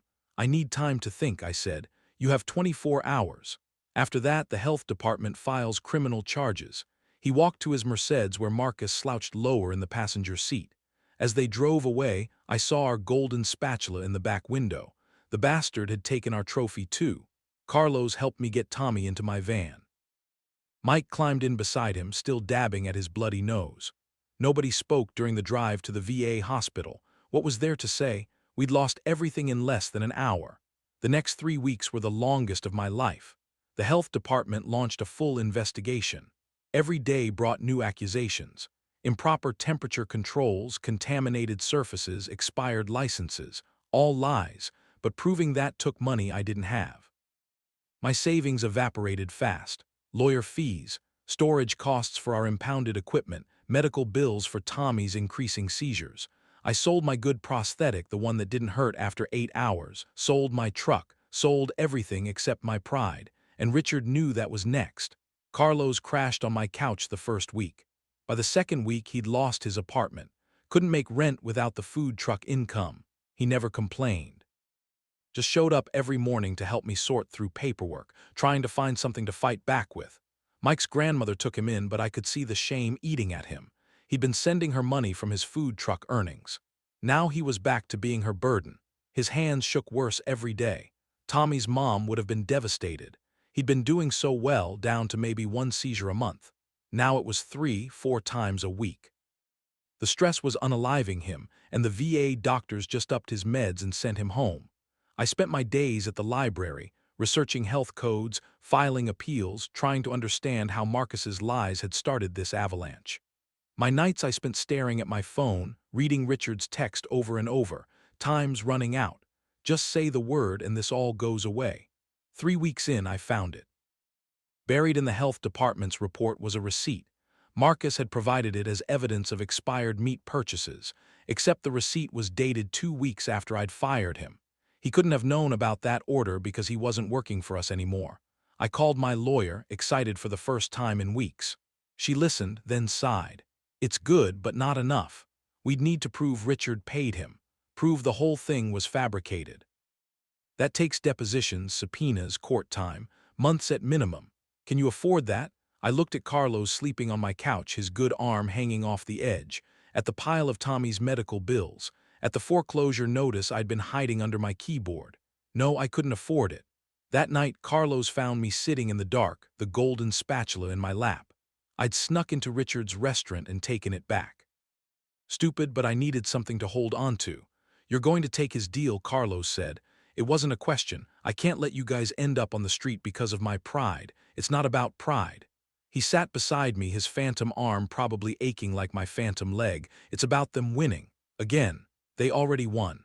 No, they won when they sent us to war. They won when they brought us back broken.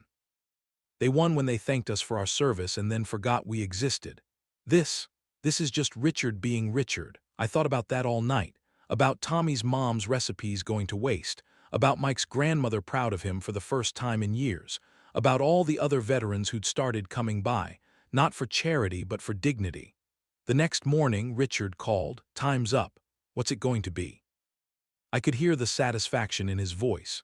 He'd orchestrated this perfectly, made me watch my brothers suffer, turned my need to protect them into a weapon against me. The same leadership instincts that kept my squad alive in Iraq would now force me to surrender. I need to see the paperwork first, I said. Proof you'll actually drop everything. Smart. My office, 1 hour. I hung up and looked at Carlos, Tommy, and Mike. They'd all shown up like they knew today was the day. Tommy's face was still bruised from his last fall. Mike's hands trembled as he tried to drink coffee. Carlos just looked tired, older than his 35 years. Whatever you decide, Tommy said, his words slightly slurred from the medication. We're with you, I nodded, unable to speak. These men had followed me through actual hell. They deserved better than watching me grovel to save them. Richard's office smelled like leather and arrogance. He had the papers ready, probably drafted weeks ago. All I had to do was sign, admit publicly that our food was substandard, that we put people at risk, that Richard had saved the city from our incompetence. Where's the guarantee you'll drop the investigation? I asked. He slid another paper across the desk. Official Health Department letterhead already signed by the inspector. All charges dropped, all fines waived, conditional on my public statement. And my men, they won't face any consequences. They're not important enough to prosecute. I picked up the pen. My hand didn't shake, muscle memory from signing too many casualty reports. Richard leaned back in his chair, savoring his victory. You know what the funny thing is, he said. You actually made decent food. But decent doesn't matter when you're playing in my world. I thought about Marcus, somewhere counting Richard's money, about the inspector who'd been bought, about the system that let people like Richard destroy lives for sport. Then I thought about the oath we'd taken, the promise that meant more than any piece of paper. I signed my name and watched Richard's smile grow. He'd won by making me choose between my pride and my brothers. But he'd forgotten something important about soldiers. We adapt, we overcome, we find another way to fight. Pleasure doing business, Richard said, already reaching for his phone to arrange the press conference where I'd humiliate myself. I stood to leave, my prosthetic clicking against his marble floor. At the door, I turned back. You know what we used to say in Iraq? The enemy always gets a vote. You voted. Now it's my turn. His smile faltered slightly. Good. Let him wonder what that meant. Let him lose a little sleep, because this wasn't over. I'd signed his paper. I'd take his deal. I'd even say his words. But Richard had made one crucial mistake. He'd left my men with nothing left to lose. And there's nothing more dangerous than soldiers who have already survived the worst thing imaginable. I walked out of his office and into the sunlight where my brothers were waiting by the van. They didn't ask what I'd decided. They could see it in my face, the same look I'd had before every mission. We weren't done fighting. We were just changing tactics. The press conference was scheduled for noon the next day. Richard wanted maximum exposure. All the local food bloggers and restaurant critics watching me eat crow in front of his flagship location. I spent the morning practicing my lines in the bathroom mirror while Carlos made coffee with the last of our grounds. Our food safety standards were inadequate, I said to my reflection. The words tasted like ash. I take full responsibility for putting the community at risk. Carlos appeared in the doorway. You don't have to do this. Yes, I do. I adjusted my tie, the only one I owned. Tommy had another seizure last night. The hospital bills alone will destroy him. We picked up Mike and Tommy on the way. Tommy's left eye was swollen shut from where he'd hit the nightstand during his seizure. Mike's grandmother had packed us sandwiches, her hands steadier than her grandson's as she'd handed them through the car window. The parking lot outside Richard's restaurant was packed. He'd really pulled out all the stops.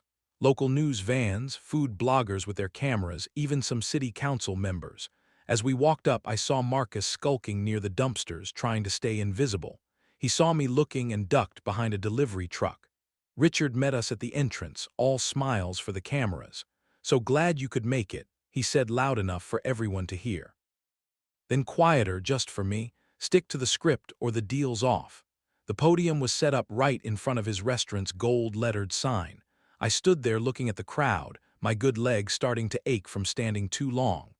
Richard introduced me like I was some kind of cautionary tale, talking about the unfortunate situation with my food truck. I gripped the podium and leaned into the microphone. The words I'd practiced started coming out. "I want to apologize to the community. Our food safety standards were inadequate. We put people at risk through our negligence." Behind the cameras, I could see my guys. Carlos stood ramrod straight, his jaw clenched so tight I worried he'd crack a tooth. Mike had his shaking hands shoved deep in his pockets. Tommy swayed slightly, probably still dizzy from his medication. "I take full responsibility," I continued. "Mr. Castellano's concerns were justified, and I'm grateful the health department intervened before anyone was hurt." Richard nodded approvingly from the side. He'd made me humiliate myself and my men in front of everyone who mattered in the city's food scene. But as I spoke, I noticed something. A woman in the back was recording on her phone, but she wasn't focused on me. She was filming Richard. I recognized her. Maria Gonzalez, whose son David had just come back from Afghanistan. David had been one of our regular customers, said our truck was the only place that felt like home. Maria's face was hard as stone as she watched Richard gloat. "In closing," I said, the final word sticking in my throat, "I want to thank Mr. Castellano for his vigilance in maintaining the highest standards for our community." Applause scattered through the crowd, mostly from Richard's employees. I stepped back from the podium, my part done. Richard took my place, ready to bask in his victory. That's when Maria Gonzalez spoke up. "Mr. Castellano, will you be hiring any of these veterans now that their truck is gone?" Richard's smile flickered. "Well, that's not really relevant to today's. It's just that you seem so concerned about food safety," Maria continued. "Surely you'd want to help these men find proper employment in real restaurants." "I'll certainly consider any qualified applicants," Richard said smoothly. "My son says they're the best cooks in the city," Maria pressed. "Will you interview them?" Other voices joined in, parents of veterans, customers who'd eaten at our truck, people who'd seen what we were trying to build. Richard's PR moment was slipping away from him. "We'll see," he said, trying to wrap things up. "Thank you all for coming," but Maria wasn't done. "Mr. Castellano, my son has the same condition as Tommy, seizures from his service. Will your restaurants accommodate employees with disabilities?" Richard's face was getting red. "We comply with all applicable laws. That's not what I asked." The crowd was murmuring now. Richard cut the press conference short, ushering everyone away from the podium. As he passed me, he hissed, "You set this up. I didn't know she'd be here." I said honestly, "Doesn't matter, deal's done. Stay away from my restaurants and we'll have no more problems." We drove back to my apartment in silence. The humiliation sat heavy in the van, mixing with the smell of Tommy's medication and Mike's grandmother's sandwiches that none of us could eat. Carlos finally spoke when we pulled into the parking lot. "That woman, Maria, she's organizing something." "Doesn't matter," I said. "It's over." But Carlos was already on his phone, scrolling through social media. "Look at this." The video of Richard dodging Maria's questions was already spreading. The comments were brutal. People asking why a restaurant owner who claimed to care about the community wouldn't hire veterans. Others sharing stories about eating at our truck, how it had been the best meal they'd had in months. "It doesn't change anything," I said. "We still have no truck, no permits, no money." "Maybe not," Mike said quietly. His grandmother had been teaching him to use social media to promote the food truck. Now he showed us his phone, but people are angry. The next few days were strange. Richard had won, but it didn't feel like it. The video kept spreading. Food bloggers who'd been at the press conference started writing pieces about veteran unemployment. One reporter dug into how many health complaints had been filed against food trucks in the past year, noting the suspicious spike in the last month. I tried to ignore it all. I had bigger problems. The VA had scheduled another surgery consultation for my leg. The constant standing at the food truck had aggravated old damage. Carlos was couch surfing between friends, too proud to admit he was essentially homeless. Tommy's doctor wanted to adjust his medications again, which meant more tests, more bills. Then Richard made his next move. I was at the library filling out job applications when my phone rang. Unknown number. Is this the owner of Squared Away Food Truck? The voice was professional, cold. Former owner, I said. This is the city health department. We've received additional complaints about food served from your truck. Several people are claiming food poisoning from meals served in the weeks before your closure. My blood went cold. That's impossible. We never had a single complaint while operating. Nevertheless, we need to investigate. Can you provide customer records, supplier invoices, employee health certificates? All of that was in the truck that had been impounded and crushed. I don't have access to those records anymore. That's unfortunate. Without documentation to dispute these claims, we may need to pursue civil penalties. Have a good day. I sat there staring at my phone. Richard wasn't done with us. The public humiliation hadn't been enough. He wanted to bury us completely. Carlos was furious when I told him he can't do this. We already signed his papers, made his deal. Men like Richard don't make deals, I said. They take what they want until there's nothing left to take. That night, I couldn't sleep. My phantom leg screamed with pain that no medication could touch. I lay there thinking about my men, Carlos sleeping on someone's floor, Tommy having seizures in his childhood bedroom. Mike's hands shaking as he filled out job applications for work he couldn't physically do. We'd survived war. We'd survived coming home broken, but Richard was going to finish what the IED started. The next morning, Maria Gonzalez called. I heard about the new complaints. My son David wants to help. There's nothing to help with, I said. It's over. No, it's not. David has been talking to other veterans who ate at your truck. None of them got sick. We can get statements. Statements won't matter without documentation, and I can't afford a lawyer to fight this. Then we'll find another way. She paused. You served our children, now let us serve you. I wanted to believe her, but I'd learned not to count on civilians understanding our world. They meant well. But meaning well didn't pay bills or stop men like Richard. The next few weeks were a blur of bureaucracy and degradation.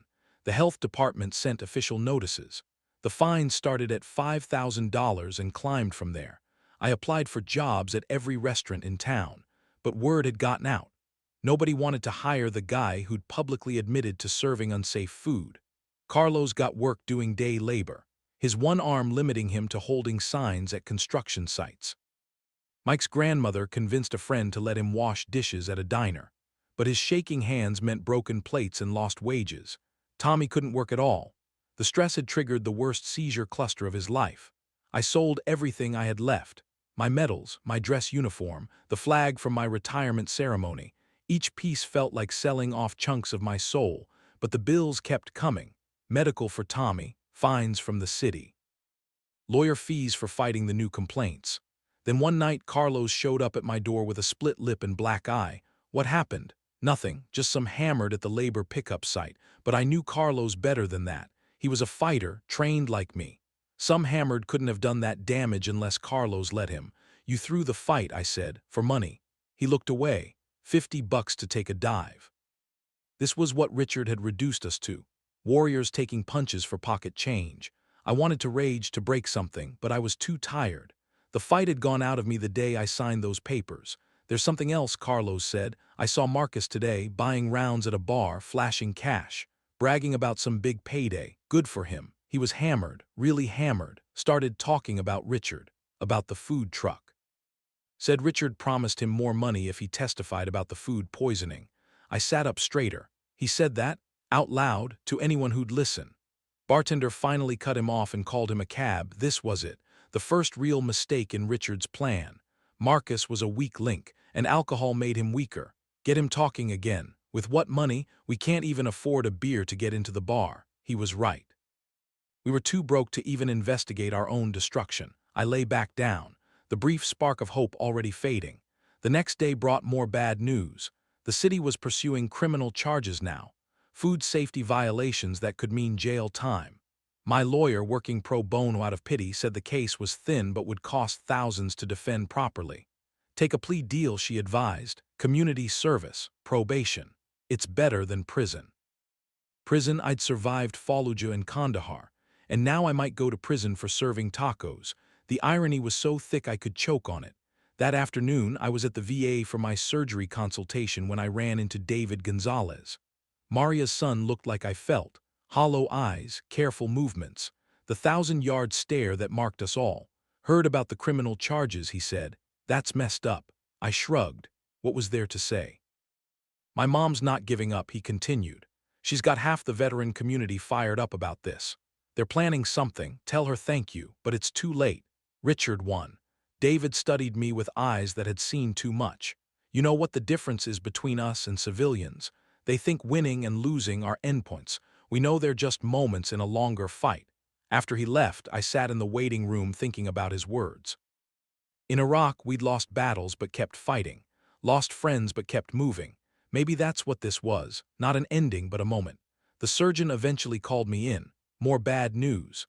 The damage to my residual limb was worse than expected. I needed surgery soon or risk losing more of my leg.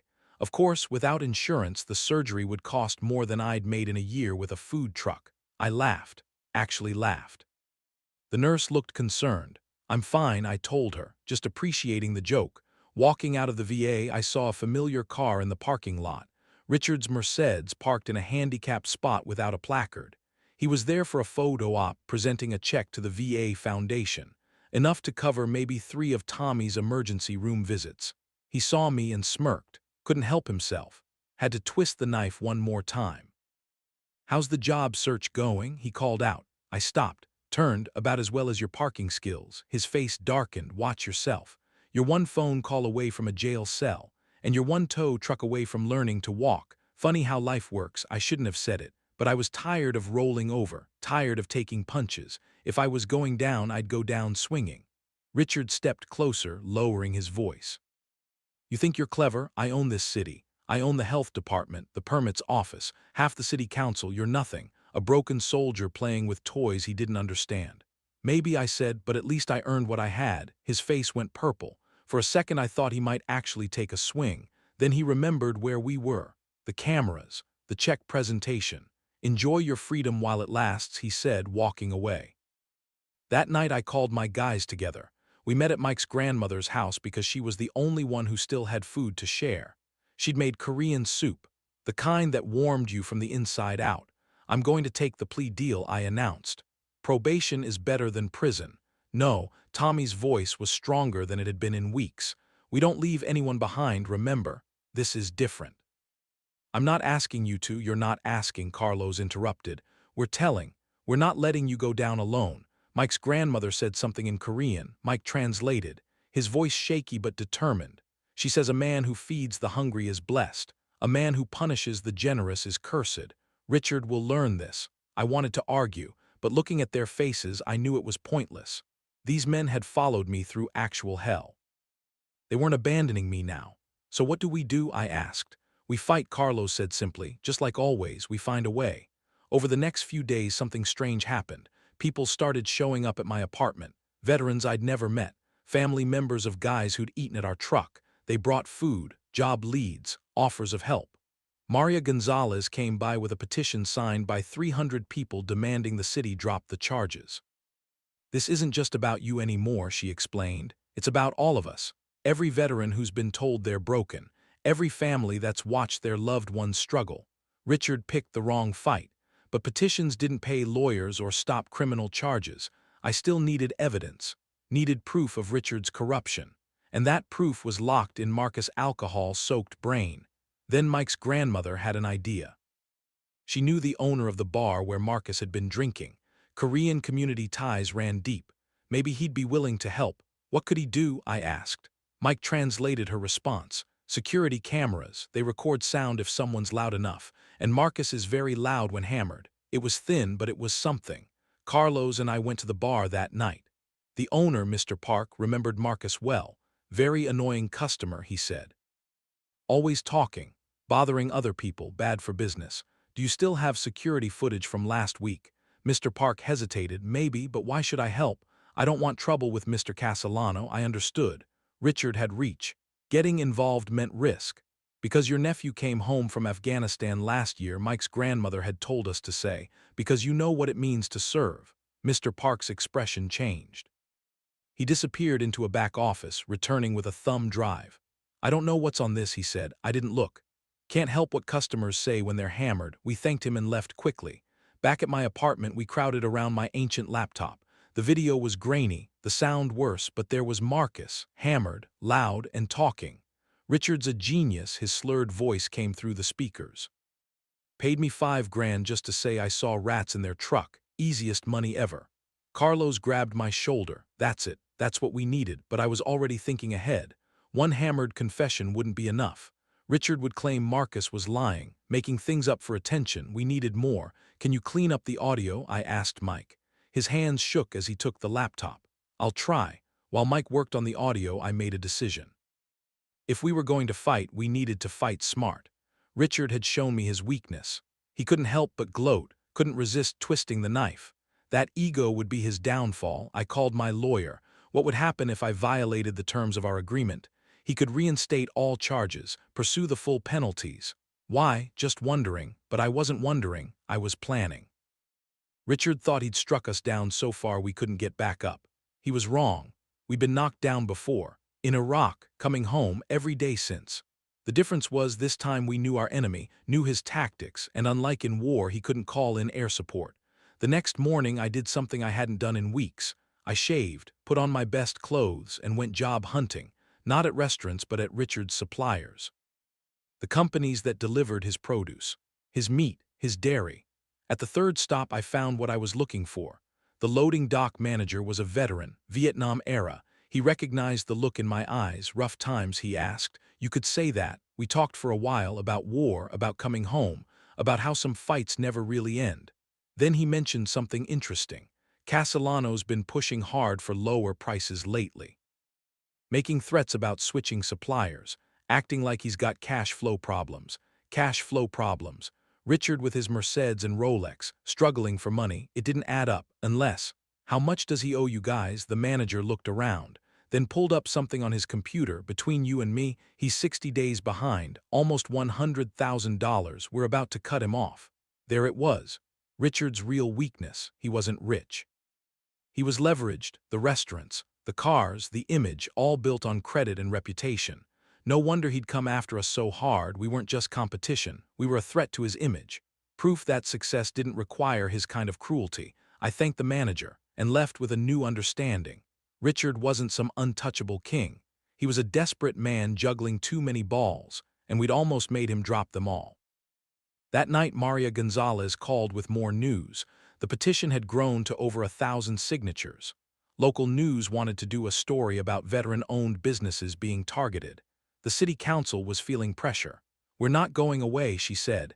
Neither should you. I looked at the thumb drive with Marcus' confession, at the information about Richard's debts, at my men, broken but not struck. Maybe David Gonzalez was right. Maybe winning and losing really were just moments in a longer fight. All right, I said, let's see what happens next. The criminal charges were still hanging over my head. Richard still had his connections. We were still broke, still struggling. But for the first time in weeks I felt something besides despair. Hope. It wasn't much. But in my experience, a little hope could go a long way. We'd started with less in Iraq and survived. We could survive this too. The next morning brought a new complication. Richard had accelerated his timeline. My lawyer called to say the criminal trial had been fast-tracked. 2 weeks instead of 2 months. Barely enough time to prepare a defense, let alone gather evidence. He's pushing hard, she said. Someone wants this over quickly. I knew why. The longer this dragged out, the more attention it got. Richard needed me silenced before his house of cards collapsed. But pushing hard meant making mistakes. And Richard was about to make his biggest one yet. The next morning, Mike's grandmother called before sunrise. Her voice was urgent, speaking rapid Korean that I couldn't understand. Mike took the phone, his face going pale as he listened.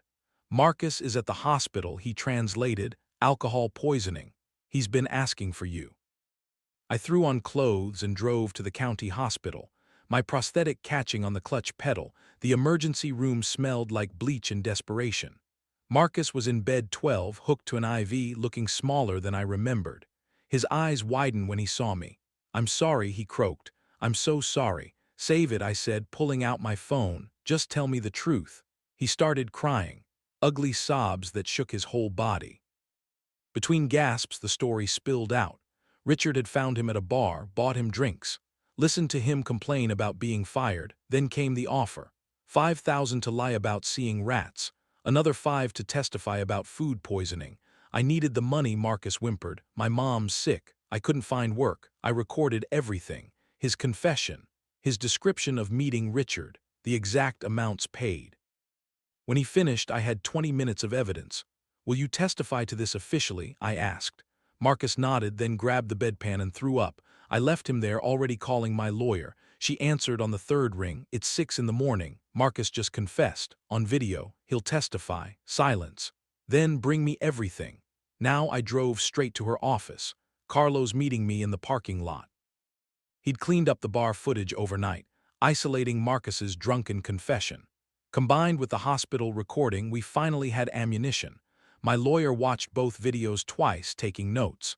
"This changes things, but Richard will have expensive lawyers. They'll attack Marcus's credibility, claim he's lying for attention or revenge. So what do? We need corroboration, other evidence that supports his story. Bank records showing the payments, witnesses who saw them together. Carlos and I spent the next 3 days investigating. We found the bartender who'd served Richard and Marcus, got security footage from the bar showing them together, even tracked down Marcus's bank records showing 2 $5,000 cash deposits. Meanwhile, Maria Gonzalez had mobilized an army. Veterans and their families protested outside City Hall. Local news picked up the story. The hashtag #FeedOurHeroes started trending. Richard's restaurants began getting 1-star reviews by the hundreds. Richard tried to control the narrative. He gave interviews calling me a disgruntled competitor spreading lies. But the more he talked, the more desperate he sounded. His PR team quit after the third disastrous interview. Then, Carlos found the smoking firearm. Richard's personal assistant, a young woman named Nicole, had been at the bar that night. She'd taken photos of Richard meeting with Marcus, thinking it was funny to catch her boss slumming it. The photos showed Richard handing Marcus an envelope. Nicole was terrified of losing her job, but Carlos's girlfriend knew her from yoga class. After hours of convincing, she agreed to provide the photos if we kept her name out of it. My lawyer took everything to the district attorney. The next day, Richard was arrested for witness tampering and fraud. The image of him being led away in handcuffs made the evening news. His restaurants closed within a week as suppliers demanded immediate payment. The health department dropped all charges against me.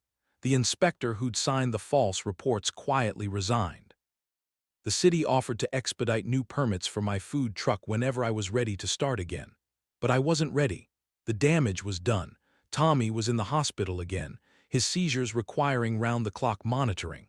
Carlos had found steady work at an auto shop, but was sleeping in the back room. Mike's hands had gotten so bad he couldn't even hold a spatula. I sat in my empty apartment, staring at the golden spatula. We'd won technically. Richard was facing prison. His empire had crumbled, but what had we really gained? My men were still broken, still struggling, still forgotten by everyone except when we made convenient headlines. That's when Margaret Chen knocked on my door. She was a venture capitalist, she said, veteran herself, Air Force. She'd been following our story. "I want to invest," she said simply. Not charity business, a chain of food trucks. All veteran operated, proper benefits, health insurance, mental health support. I stared at her. Why? Because Richard was wrong about one thing. You weren't playing in his world. You were building your own. She left me with a business proposal, professional, detailed, real. Carlos read it that night. Then Mike. Then Tommy from his hospital bed. For the first time in months, I saw hope in their eyes. "We doing this?" Carlos asked. I thought about everything we'd lost, everything we'd survived, everything we still had to fight for. "Yeah," I said, "we're doing this." The next 6 months were brutal. Business plans, investor meetings, permits and licenses. But this time we weren't alone. Maria Gonzalez connected us with a non-profit that provided small business training. David introduced us to other veterans looking for work. Even Mr. Park offered to be a supplier, giving us the family discount. We launched with 3 trucks. I ran one, Carlos another, and a new guy named Nicholas ran the third. Nick had lost both legs in Syria but could work a grill like magic. Tommy came back part-time when his seizures stabilized, training new cooks. Mike became our social media manager, his shaking hands steady enough to type. Opening day, the lines stretched around the block, not because we were a news story but because we made good food. Richard's former customers became our regulars. His old suppliers gave us the deals he demanded through threats. Richard got 18 months in minimum security. I heard he worked in the kitchen, which seemed like justice of a sort. His restaurants became a chain pharmacy, then a chain gym, then sat empty. The golden spatula sat in my office, a reminder that winning meant more than destroying your enemy. Story 7, my basement-dwelling brother left our grandfather to die on his floor while he went to a gaming convention for 4 days. When I got him arrested using power of attorney documents, he stole my mail for 3 months and destroyed my credit with $18,000 in fake debt. So I forwarded his location to the dangerous people he owed gambling money to. My brother Pau hasn't left our parents' basement since he flunked out of high school, except for his GameStop shifts that he skips half the time to play video games. Within a week of returning, he'd claimed the entire basement as his streaming studio, where he'd sit in his crusty boxers from noon to 4 a.m. with his gaming chair, while he screamed racial slurs at teenagers. He'd bang on the ceiling when Mom's footsteps were too loud during his raids, and text her from downstairs to bring him more Hot Pockets, because walking up 14 steps would ruin his kill streak. The entitlement started small, but multiplied faster than his Reddit karma. First, it was the chore list he made for me at family dinners that detailed why I should clean his basement. When I started taking care of Grandpa every morning before my shifts, he called a family meeting about how unfair it was that I got to hogging all the inheritance. Meanwhile, he was building his Twitch empire to his 11 subscribers. On Grandpa's 85th birthday, I mentioned his $3,200 monthly railroad pension during cake, but Pau's eyes locked onto that number like a rare achievement unlocked. Within 3 days, he'd convinced our parents that Grandpa needed masculine energy in his care, and I was too hysterical and emotional to handle money properly. When I showed them Grandpa's medication schedule I'd maintained for 2 years, Pau said I'd been stealing pills to sell at the hospital. Dad just nodded while Mom whispered that maybe this responsibility would finally help Pau grow up. The breaking point came one day during my lunch break, because that's when I found Grandpa unconscious on Pau's basement floor. He was lying in his own waste, dehydrated, with bed sores forming. While Pau had been at a gaming convention for 4 days straight, Grandpa's pills were scattered everywhere, because Pau had been using the med organizer as a chip bowl, and the only food in reach was an open bag of Doritos and flat Mountain Dew. When I called 911, Pau texted me 47 times calling me a jealous beach who was trying to steal his caregiving career. Then our parents appeared at the hospital, and I waited for them to finally see the truth, but instead Mom started crying about how I was sabotaging Pau's first real job. Dad chimed in and accused me of elder abuse for taking Grandpa without Pau's permission. When I begged them to look at Grandpa's condition, Mom just shook her head and said I'd never understand because I didn't have children. Pau said the words that changed everything. If you can't support your family's success, then you're not welcome in this family. Stay away from my patient. Dad's firm handshake with Pau felt like a knife, as they banded me from both Grandpa's room and their house until I could apologize for my jealousy. After sobbing in my car for an hour in the hospital parking lot, I remembered the lockbox Grandpa had given me years ago. Between his military medals and old photos, I found papers that made my hands tremble. A medical power of attorney from 2019. Signed after Pau stole and crashed Grandpa's Buick during a shiny Pokémon emergency, the document gave me full medical and financial control over Grandpa's care, witnessed by his lawyer and notarized properly.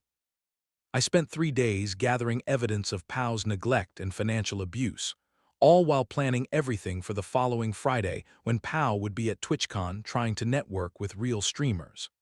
The police and Adult Protective Services arrived at 2 p.m. while Pow was live streaming to his 12 viewers, ranting about fake gamer girls ruining the industry. His chat watched in real time as officers asked about the $47,000 in pension money spent on gaming equipment, cryptocurrency, and something called Waifu collectibles. I presented the power of attorney documents while paramedics prepared to transport Grandpa to the Veterans Care Center. I'd selected.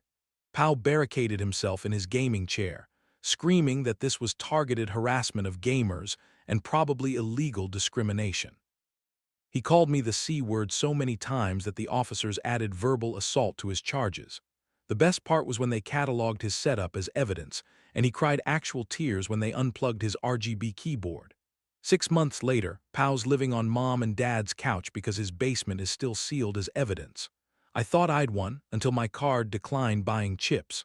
Every card was declined. My phone exploded with notices. Eviction.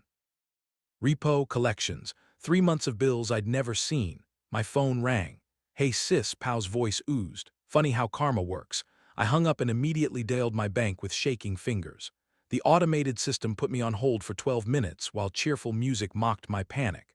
When the representative finally answered, her voice turned serious after pulling up my account. Ma'am, I'm showing $18,000 in collections across multiple accounts.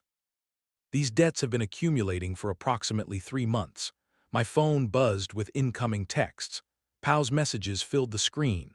Laughing emojis, crying laughing emojis, and one that just said got 'em. I threw on yesterday's clothes and raced to my parents' house, my mind spinning through every possible explanation. The 15-minute drive felt like hours. When I pulled into their driveway, I saw movement in the upstairs window. Pow's face appeared, holding up his phone. I pounded on the front door, my fist making the decorative wreath bounce. Through the frosted glass, I could see shapes moving inside but nobody approaching.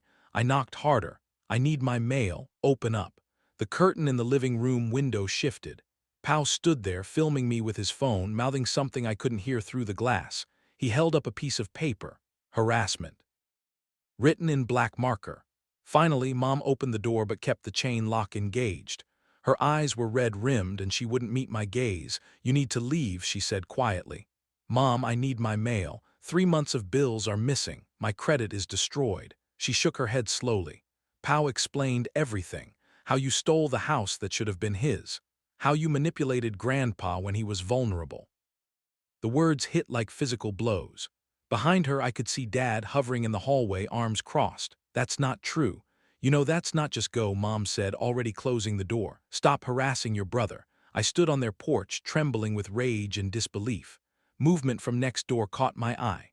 Mrs. Chen, their elderly neighbor, was watering her roses and watching the scene with concern. She beckoned me over to the fence. I see your brother at your mailbox, she said in her soft accent. Every day at 3 p.m. when the mail comes, he takes everything. My stomach dropped. How long has this been happening? Maybe 2 or 3 months. I thought maybe you asked him to collect it. I thanked her and stumbled back to my car, my phone already ringing. My supervisor's name flashed on the screen. We need to talk, she said without preamble. HR received garnishment paperwork for your wages. Why didn't you tell us about your financial situation? I never received any garnishment papers. When were they sent? 6 weeks ago. This is serious. It could affect your employment. After promising to sort it out immediately, I drove to my apartment complex office. The property manager, a no-nonsense woman named Barb, pulled up my file on her computer. Someone filed change of address forms 2.5 months ago, she said, turning the monitor so I could see. Look, here's your signature. It wasn't my signature. Close, but the loops were wrong. The slant too aggressive. That's forged. I never signed this. Barb leaned back in her chair. You'll need to file a police report. This is mail fraud. Back in my apartment, I opened my laptop and searched for Pow's Twitch channel. His most recent streams were still archived. I clicked through them until I found one from last week. 20 minutes in, he started ranting to his viewers. So get this, chat. Sometimes karma takes too long, so you gotta help it along. My sister thought she was so smart. stealing our grandpa, while guess who's teaching her about consequences? He laughed, that same cruel sound from our phone call. Let's just say she's about to learn what it's like to lose everything, and the best part, she has no idea it's happening. I screen recorded the entire confession, my hands shaking as I saved multiple copies. But when I refreshed the page an hour later, the VOD was gone. He deleted it. The next day, I drove to the GameStop where Pal worked. I needed to confront him face to face to make him understand the destruction he was causing. But when I walked in, his coworker Marcus looked uncomfortable. "He's in the back," Marcus said quietly. "But just so you know, he's been telling everyone you're stalking him, showed us screenshots of you harassing him." "What screenshots?" Marcus glanced around nervously. "Messages where you're threatening him, I don't know. It seemed weird to me. I left without seeing Pal. That evening, Jake called me. My boyfriend of 2 years sounded strange. Distant, your brother sent me some concerning messages, he said. Screenshots of texts where you sound unhinged. What texts? He forwarded them to me. They were my messages but edited. Sentences spliced together to make me sound unstable, threatening. Where I'd written, I can't believe he's doing this. Pau had somehow made it red. I can't wait to destroy him. Jake, these are edited, you know me. Would I write like this? I don't know what to think anymore. After we hung up, my best friend Jenna texted me. Hey, weird question. Your brother DM'd me on Instagram asking about your work schedule. Said he wanted to surprise you with something nice. I didn't respond but thought you should know. I spent the rest of the night documenting everything. The timeline was clear. Pau had been planning this for months, studying my routines, intercepting my mail, building his narrative. The next morning, I parked down the street from my apartment at 2:45 p.m. Mrs. Chen was right. At exactly 3 p.m., Pau's hit-up Honda pulled up to the mailboxes. He had a key. I started recording with my phone as he opened my box, stuffed everything into a bag, and started walking back to his car. When I stepped out to confront him, he spotted me immediately and ran. I followed him back to our parents' house, staying far enough back that he wouldn't panic. Through the window, I could hear him on Discord with his gaming friends. Yeah, she's getting desperate now. Wait till she finds out about the IRS report I'm filing. Gonna claim she's been evading taxes on Grandpa's money. My blood ran cold. This was escalating beyond anything I'd imagined. Over the next week, the attacks intensified. Coworkers mentioned getting strange calls asking about my substance problem. My supervisor had to field 3 anonymous complaints about my financial crimes affecting workplace safety. Then I noticed a pattern. Every time Grandpa's pension deposited on the first of the month, Pau's harassment ramped up. He was still trying to access that money. That's when Megan reached out. You don't know me. Her Facebook message began. But I dated your brother 3 years ago. I saw your post in the community group about mail theft. He did the exact same thing to me when I broke up with him. We met for coffee. Megan was a grad student now, but she looked tired recounting her story. He forged documents, intercepted my mail, called my work, destroyed my credit. It took 2 years to recover. I have screenshots of him bragging about it if you need them. Finally, some validation that I wasn't crazy, I managed to catch our regular mailman, Tony, on his route. So Pau's been playing mailman at 3 p.m. every day like it's his new side quest. And of course, his sweet Mrs. Chen catches him red-handed. He's some kind of discount villain with basic photo editing skills. Meanwhile, he's literally confessing his whole evil plan on Twitch to 12 viewers and his mom's cat. When I explained the situation, his face darkened. I wondered why someone filed a change of address then kept showing up anyway. Yeah, I can confirm the unauthorized change. That's a federal crime, but Pau must have been watching. Within 2 days, Tony was transferred to a different route. His replacement wouldn't talk to me. The breakthrough came at Sunday dinner. I'd been banned for weeks, but Dad texted saying Mom wanted to try reconciliation. When I arrived, Pau was there, smirking from his seat. Halfway through dinner, Dad mentioned his credit card statement. There's a charge at your apartment complex for the office. Why would that be there? Pau's fork paused midway to his mouth. Probably fraud. You should contest it. But it's from 2 months ago, right when Dad trailed off looking between us. Mom changed the subject, but I saw doubt creep into Dad's eyes for the first time. The next morning, Pau started telling our extended family I was bipolar and off my medication. My cousin Alexis called me confused after he messaged her claiming I needed an intervention. The medical lies spread through our family group chat faster than wildfire, isolating me from relatives who'd always been supportive. I recognized this pattern immediately.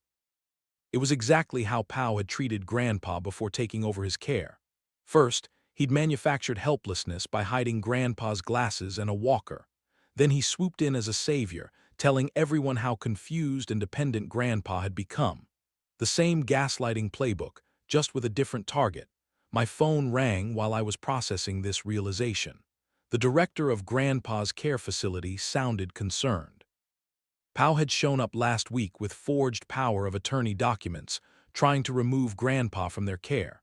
The staff had turned him away, but he'd been aggressive, demanding to see financial records. I drove straight to the facility with photos of Pao on my phone, warning every staff member about his manipulation tactics. They increased security protocols and added his picture to their watch list. The head nurse mentioned she'd seen similar situations before, family members trying to access elderly relatives' funds through deception. That evening, I started documenting every interaction in a shared Google Drive folder, creating timestamps and backing up evidence. The pattern was undeniable when laid out chronologically. Every attack coincided with financial pressure points. Every lie built on the previous one. The credit repair company I consulted delivered crushing news. Legal action would take years to resolve.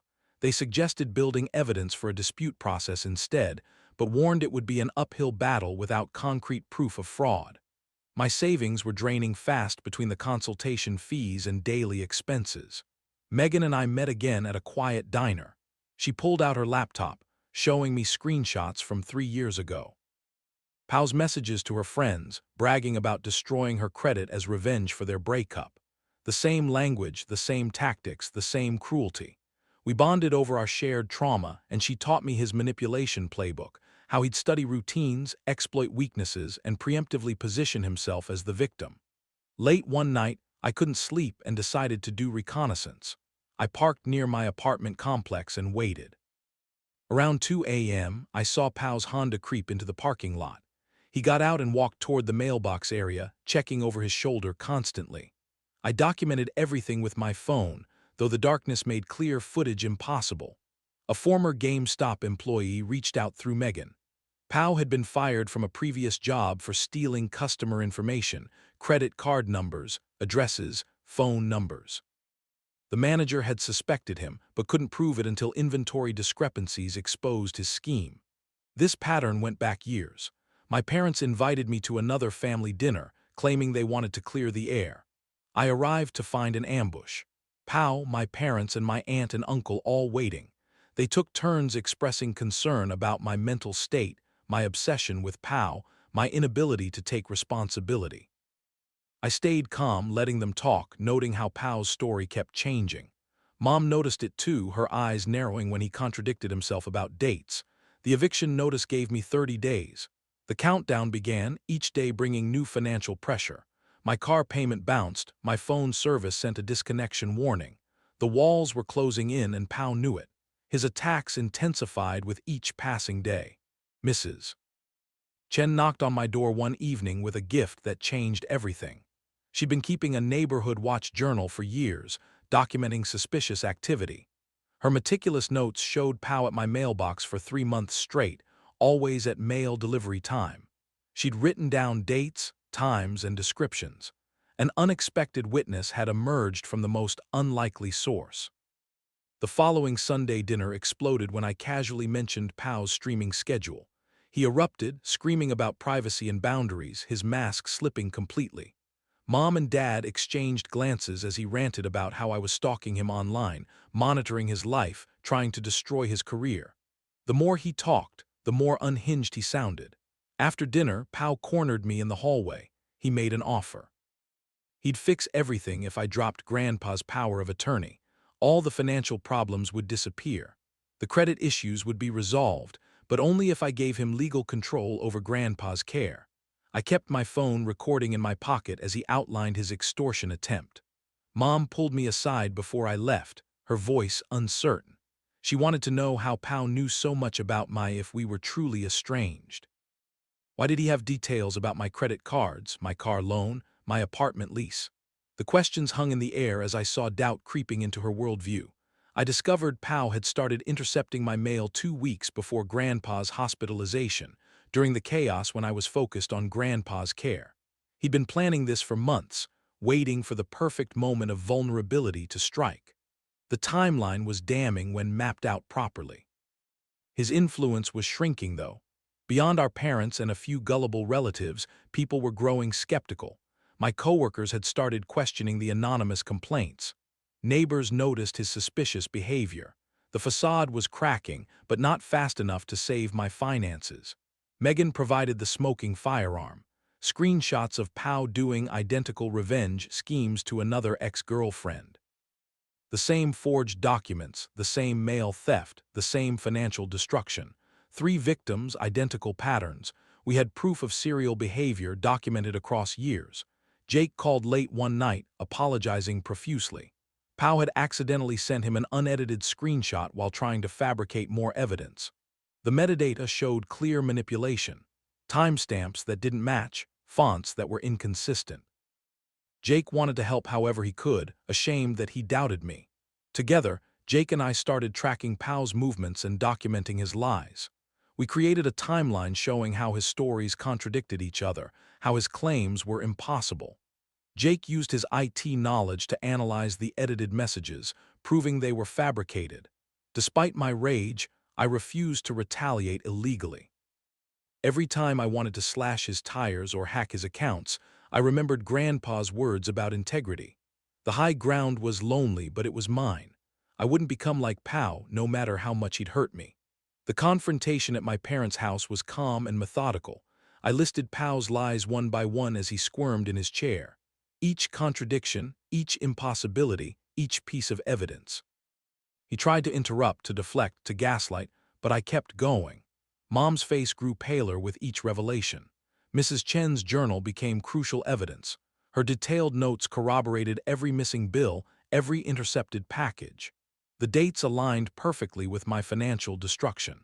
An elderly woman's dedication to neighborhood safety had accidentally documented months of mail fraud. Dad made a discovery that shook his faith in Pao.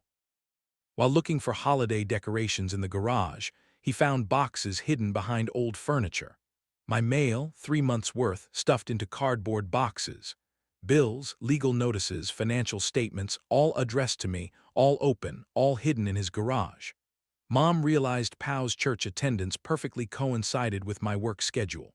He'd claimed to find God, attending services religiously, but only when he knew I'd be at the hospital. The spiritual transformation was another manipulation, designed to make him look reformed while he stalked my routines. I assembled a team without meaning to. Megan, Jake, Mrs. Chen, and Tony, the mailman, all wanted to help. We coordinated our evidence, cross-referenced our timelines, built an airtight case. Not for court, I couldn't afford lawyers, but for the court of family opinion. Pao made a critical mistake. In a moment of frustration with Mom's questions, he admitted he'd taught me a lesson. He claimed I deserved it for taking Grandpa away, for thinking I was better than him. Mom's face crumbled as she realized she'd been enabling an abuser. Extended family members started reaching out with apologies. At our cousin's birthday party, Pao's lies had unraveled spectacularly when he couldn't keep his stories straight. Different relatives had been told different versions of events, and when they compared notes, nothing added up. Pao's options were shrinking rapidly. Our parents limited his access to their credit cards. They changed the garage door code. They stopped buying his groceries.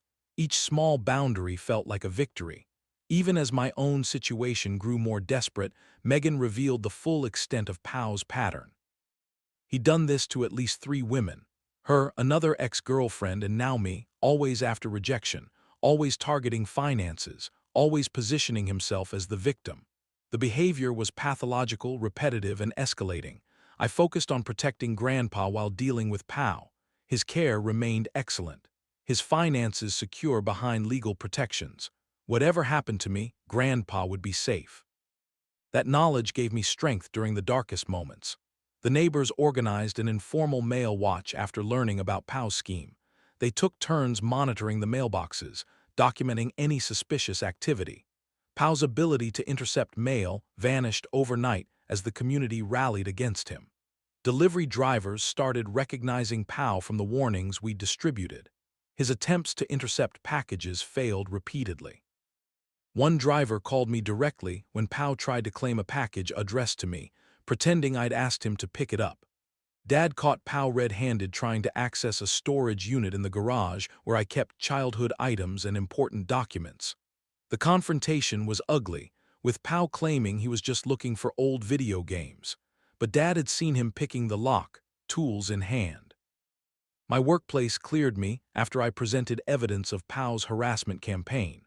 Human Resources documented everything, recognizing the pattern of malicious complaints. My supervisor apologized for doubting me and offered flexibility with my schedule while I sorted out my finances.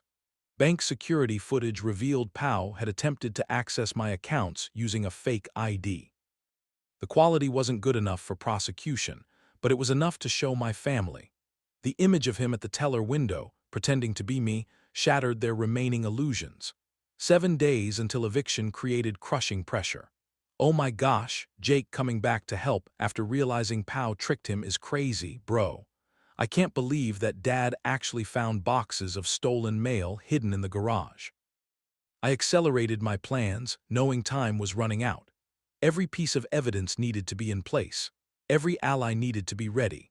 The final confrontation was approaching whether I was prepared or not. My parents watched Pow's old streams for the first time, horrified by what they found. Hours of him gloating about destroying me, laughing about my financial ruin, planning new ways to hurt me. The child they'd protected and enabled was revealed as something monstrous. The stakes crystallized into simple terms. I needed my parents to take responsibility and stop enabling Pow. Not for money, not for revenge, but for the truth. They had to see what they'd created through their favoritism and blind support. I handled their tears with compassion but maintained firm boundaries. Yes, they'd failed as parents. Yes, they'd enabled an abuser, but wallowing in guilt wouldn't fix anything. They needed to act to change, to stop the cycle of destruction. Extended family members started refusing Pow's requests for money. Word had spread about the mail scheme, the forged documents, the systematic destruction of my life. His support network crumbled as the truth spread through family channels. Multiple witnesses independently corroborated my version of events. Mrs. Chen's journal, Tony's postal records, Megan's screenshots, bank footage, all painted the same picture. The truth was emerging from too many sources to deny or dismiss. My parents agreed to therapy, recognizing their role in creating this situation. But Pow refused to participate, claiming therapy was a scam designed to blame men for everything. His refusal to engage with mental health services became another red flag they couldn't ignore. Pow tried emotional manipulation when other tactics failed. He threatened to hurt himself if Mom stopped buying his groceries, claiming he'd starve without her support. I helped her recognize the manipulation, teaching her the difference between genuine crisis and emotional blackmail. The next morning brought unexpected clarity when Dad's siblings called an emergency family meeting. My uncle revealed Pow had borrowed money from him years ago for a business opportunity that turned out to be online poker. My aunt shared similar stories of manipulation from Pow's teenage years. The pattern stretched back decades, each relative adding another piece to the puzzle. During Grandpa's weekly checkup at the care facility, he had one of his increasingly rare lucid moments.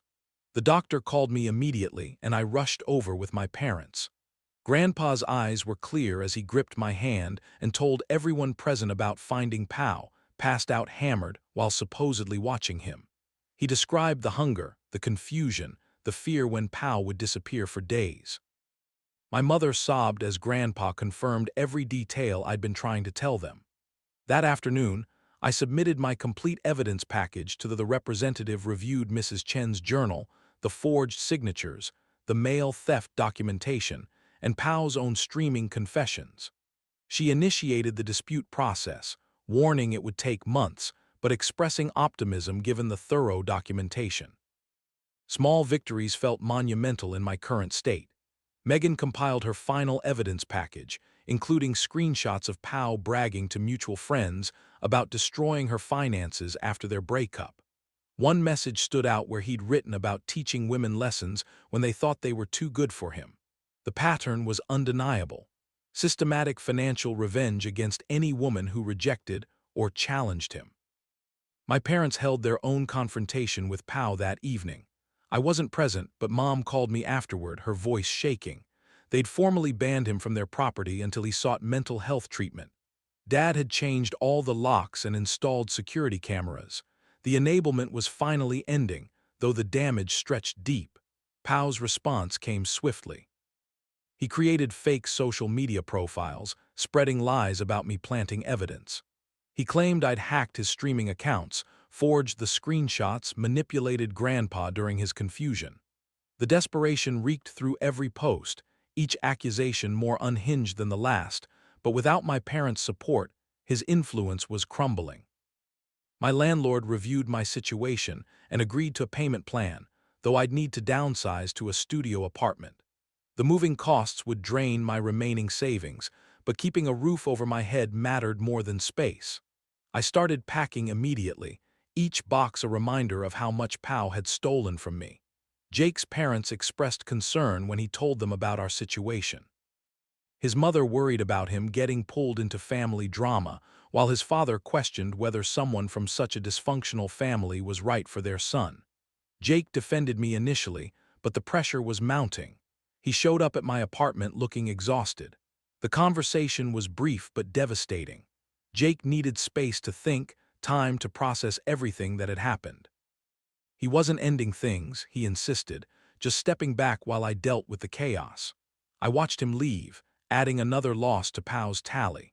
The isolation felt complete. With my relationship in limbo and moving deadline approaching, I made a difficult decision. The small savings I protected would go towards securing Grandpa's long-term care rather than fighting my eviction in court. I liquidated my retirement account, accepting the penalties, and set up a trust for Grandpa's future needs. Whatever happened to me, he would be protected. Pao learned about the trust fund through family gossip. He appeared at my apartment complex the next morning, pounding on my door and screaming about stolen inheritance. Security footage captured him kicking my door, demanding money that was rightfully his. The property manager called police, but Pao fled before they arrived. His fury escalated throughout the week. I received dozens of messages from fake numbers, each more threatening than the last. He accused me of stealing his future, destroying his life, turning everyone against him. The projection was staggering. Every crime he'd committed against me became my sin in his twisted narrative. The confrontation everyone feared came on a Thursday afternoon. I was visiting Grandpa when staff alerted me that Pao had arrived, demanding to see his grandfather. He'd brought documents he claimed superseded my power of attorney. Security kept him in the lobby while I gathered my paperwork and prepared for the showdown. I walked into the lobby to find Pao, red-faced and sweating, waving papers at the security guard. He spun toward me, his eyes wild with desperation. I calmly presented my valid power of attorney documents to the facility administrator while Pao ranted about conspiracies and theft. His papers were obviously forged, different fonts, mismatched dates, amateur work compared to his previous attempts. The administrator reviewed both sets of documents and confirmed mine were the only valid ones on file. Pao's composure shattered completely. He lunged toward me, but security intervened. As they escorted him out, he screamed threats about knowing people who would make me pay. The desperation in his voice revealed more than he intended. That evening, Megan arrived at my new studio apartment with her brother Sebastian, a lawyer who'd been following our situation. He'd reviewed the evidence and offered pro bono assistance, seeing parallels to his sister's experience. We spent hours discussing options, weighing the benefits of pressing charges versus letting Pao face natural consequences. The decision became clear when Sebastian discovered something in Pao's streaming history. Hidden in his Discord server were messages about cryptocurrency gambling, massive losses, and increasingly desperate attempts to win back money. The amounts were staggering, far more than he could have afforded even with his theft from Grandpa. He owed dangerous people serious money. I faced a choice that would define who I was. I could press charges, send Pau to jail, and feel vindicated. Or I could let his own choices catch up with him. Sebastian showed me screenshots from Pau's Discord where creditors were already threatening him, looking for him, growing impatient with his excuses. The decision felt heavy, but clear. I gathered the screenshots of creditor threats from Pau's Discord and did something that would seal his fate. I forwarded his current location and daily patterns to the contact information visible in those threatening messages. No police, no courts, just the natural consequences of his gambling addiction finding him. Within hours, Pau's social media went dark. His streaming schedule, religious as clockwork for years, suddenly stopped. Mom called me panicking. Pau had shown up at their house at 3 a.m., throwing clothes into garbage bags and begging for money. He claimed people were after him, that I'd sent killers, that he needed to leave town immediately. My parents refused to give him money or shelter. The boundaries held firm even as Pau wept and begged. He left before dawn, his Honda packed with whatever he could carry. The security cameras captured his final departure. A broken man fleeing consequences he created himself. Mom called me crying after he left, asking if I'd really sent dangerous people after him. I explained calmly that I'd simply forwarded information about his location to people he already owed money. His gambling debts were his own creation, the threats his own consequence. She struggled to process this, but Dad understood immediately. Pau had finally faced something he couldn't manipulate away. The next few days brought rapid changes. Without Pau's constant harassment, I could focus on rebuilding. Credit agencies began processing my disputes. My supervisor noted my improved performance without the daily disruptions. Even moving into the smaller apartment felt like progress rather than defeat. My parents began their own journey of understanding. They started confronting years of enabling behavior and favoritism. Dad admitted he'd always known something was wrong with Pau, but had hoped tough love would fix it. Mom struggled with guilt over choosing her son over truth for so long. Their therapist helped them understand that protecting Pau had ultimately hurt everyone, including him. Extended family members shared relief at Pau's departure. Stories emerged from cousins about money he'd borrowed and never repaid. Lies he'd told to get sympathy in cash. The full extent of his manipulation network became clear only after he fled. Everyone had a Pau story, each one following the same pattern. I focused on practical recovery. The studio apartment was small but mine.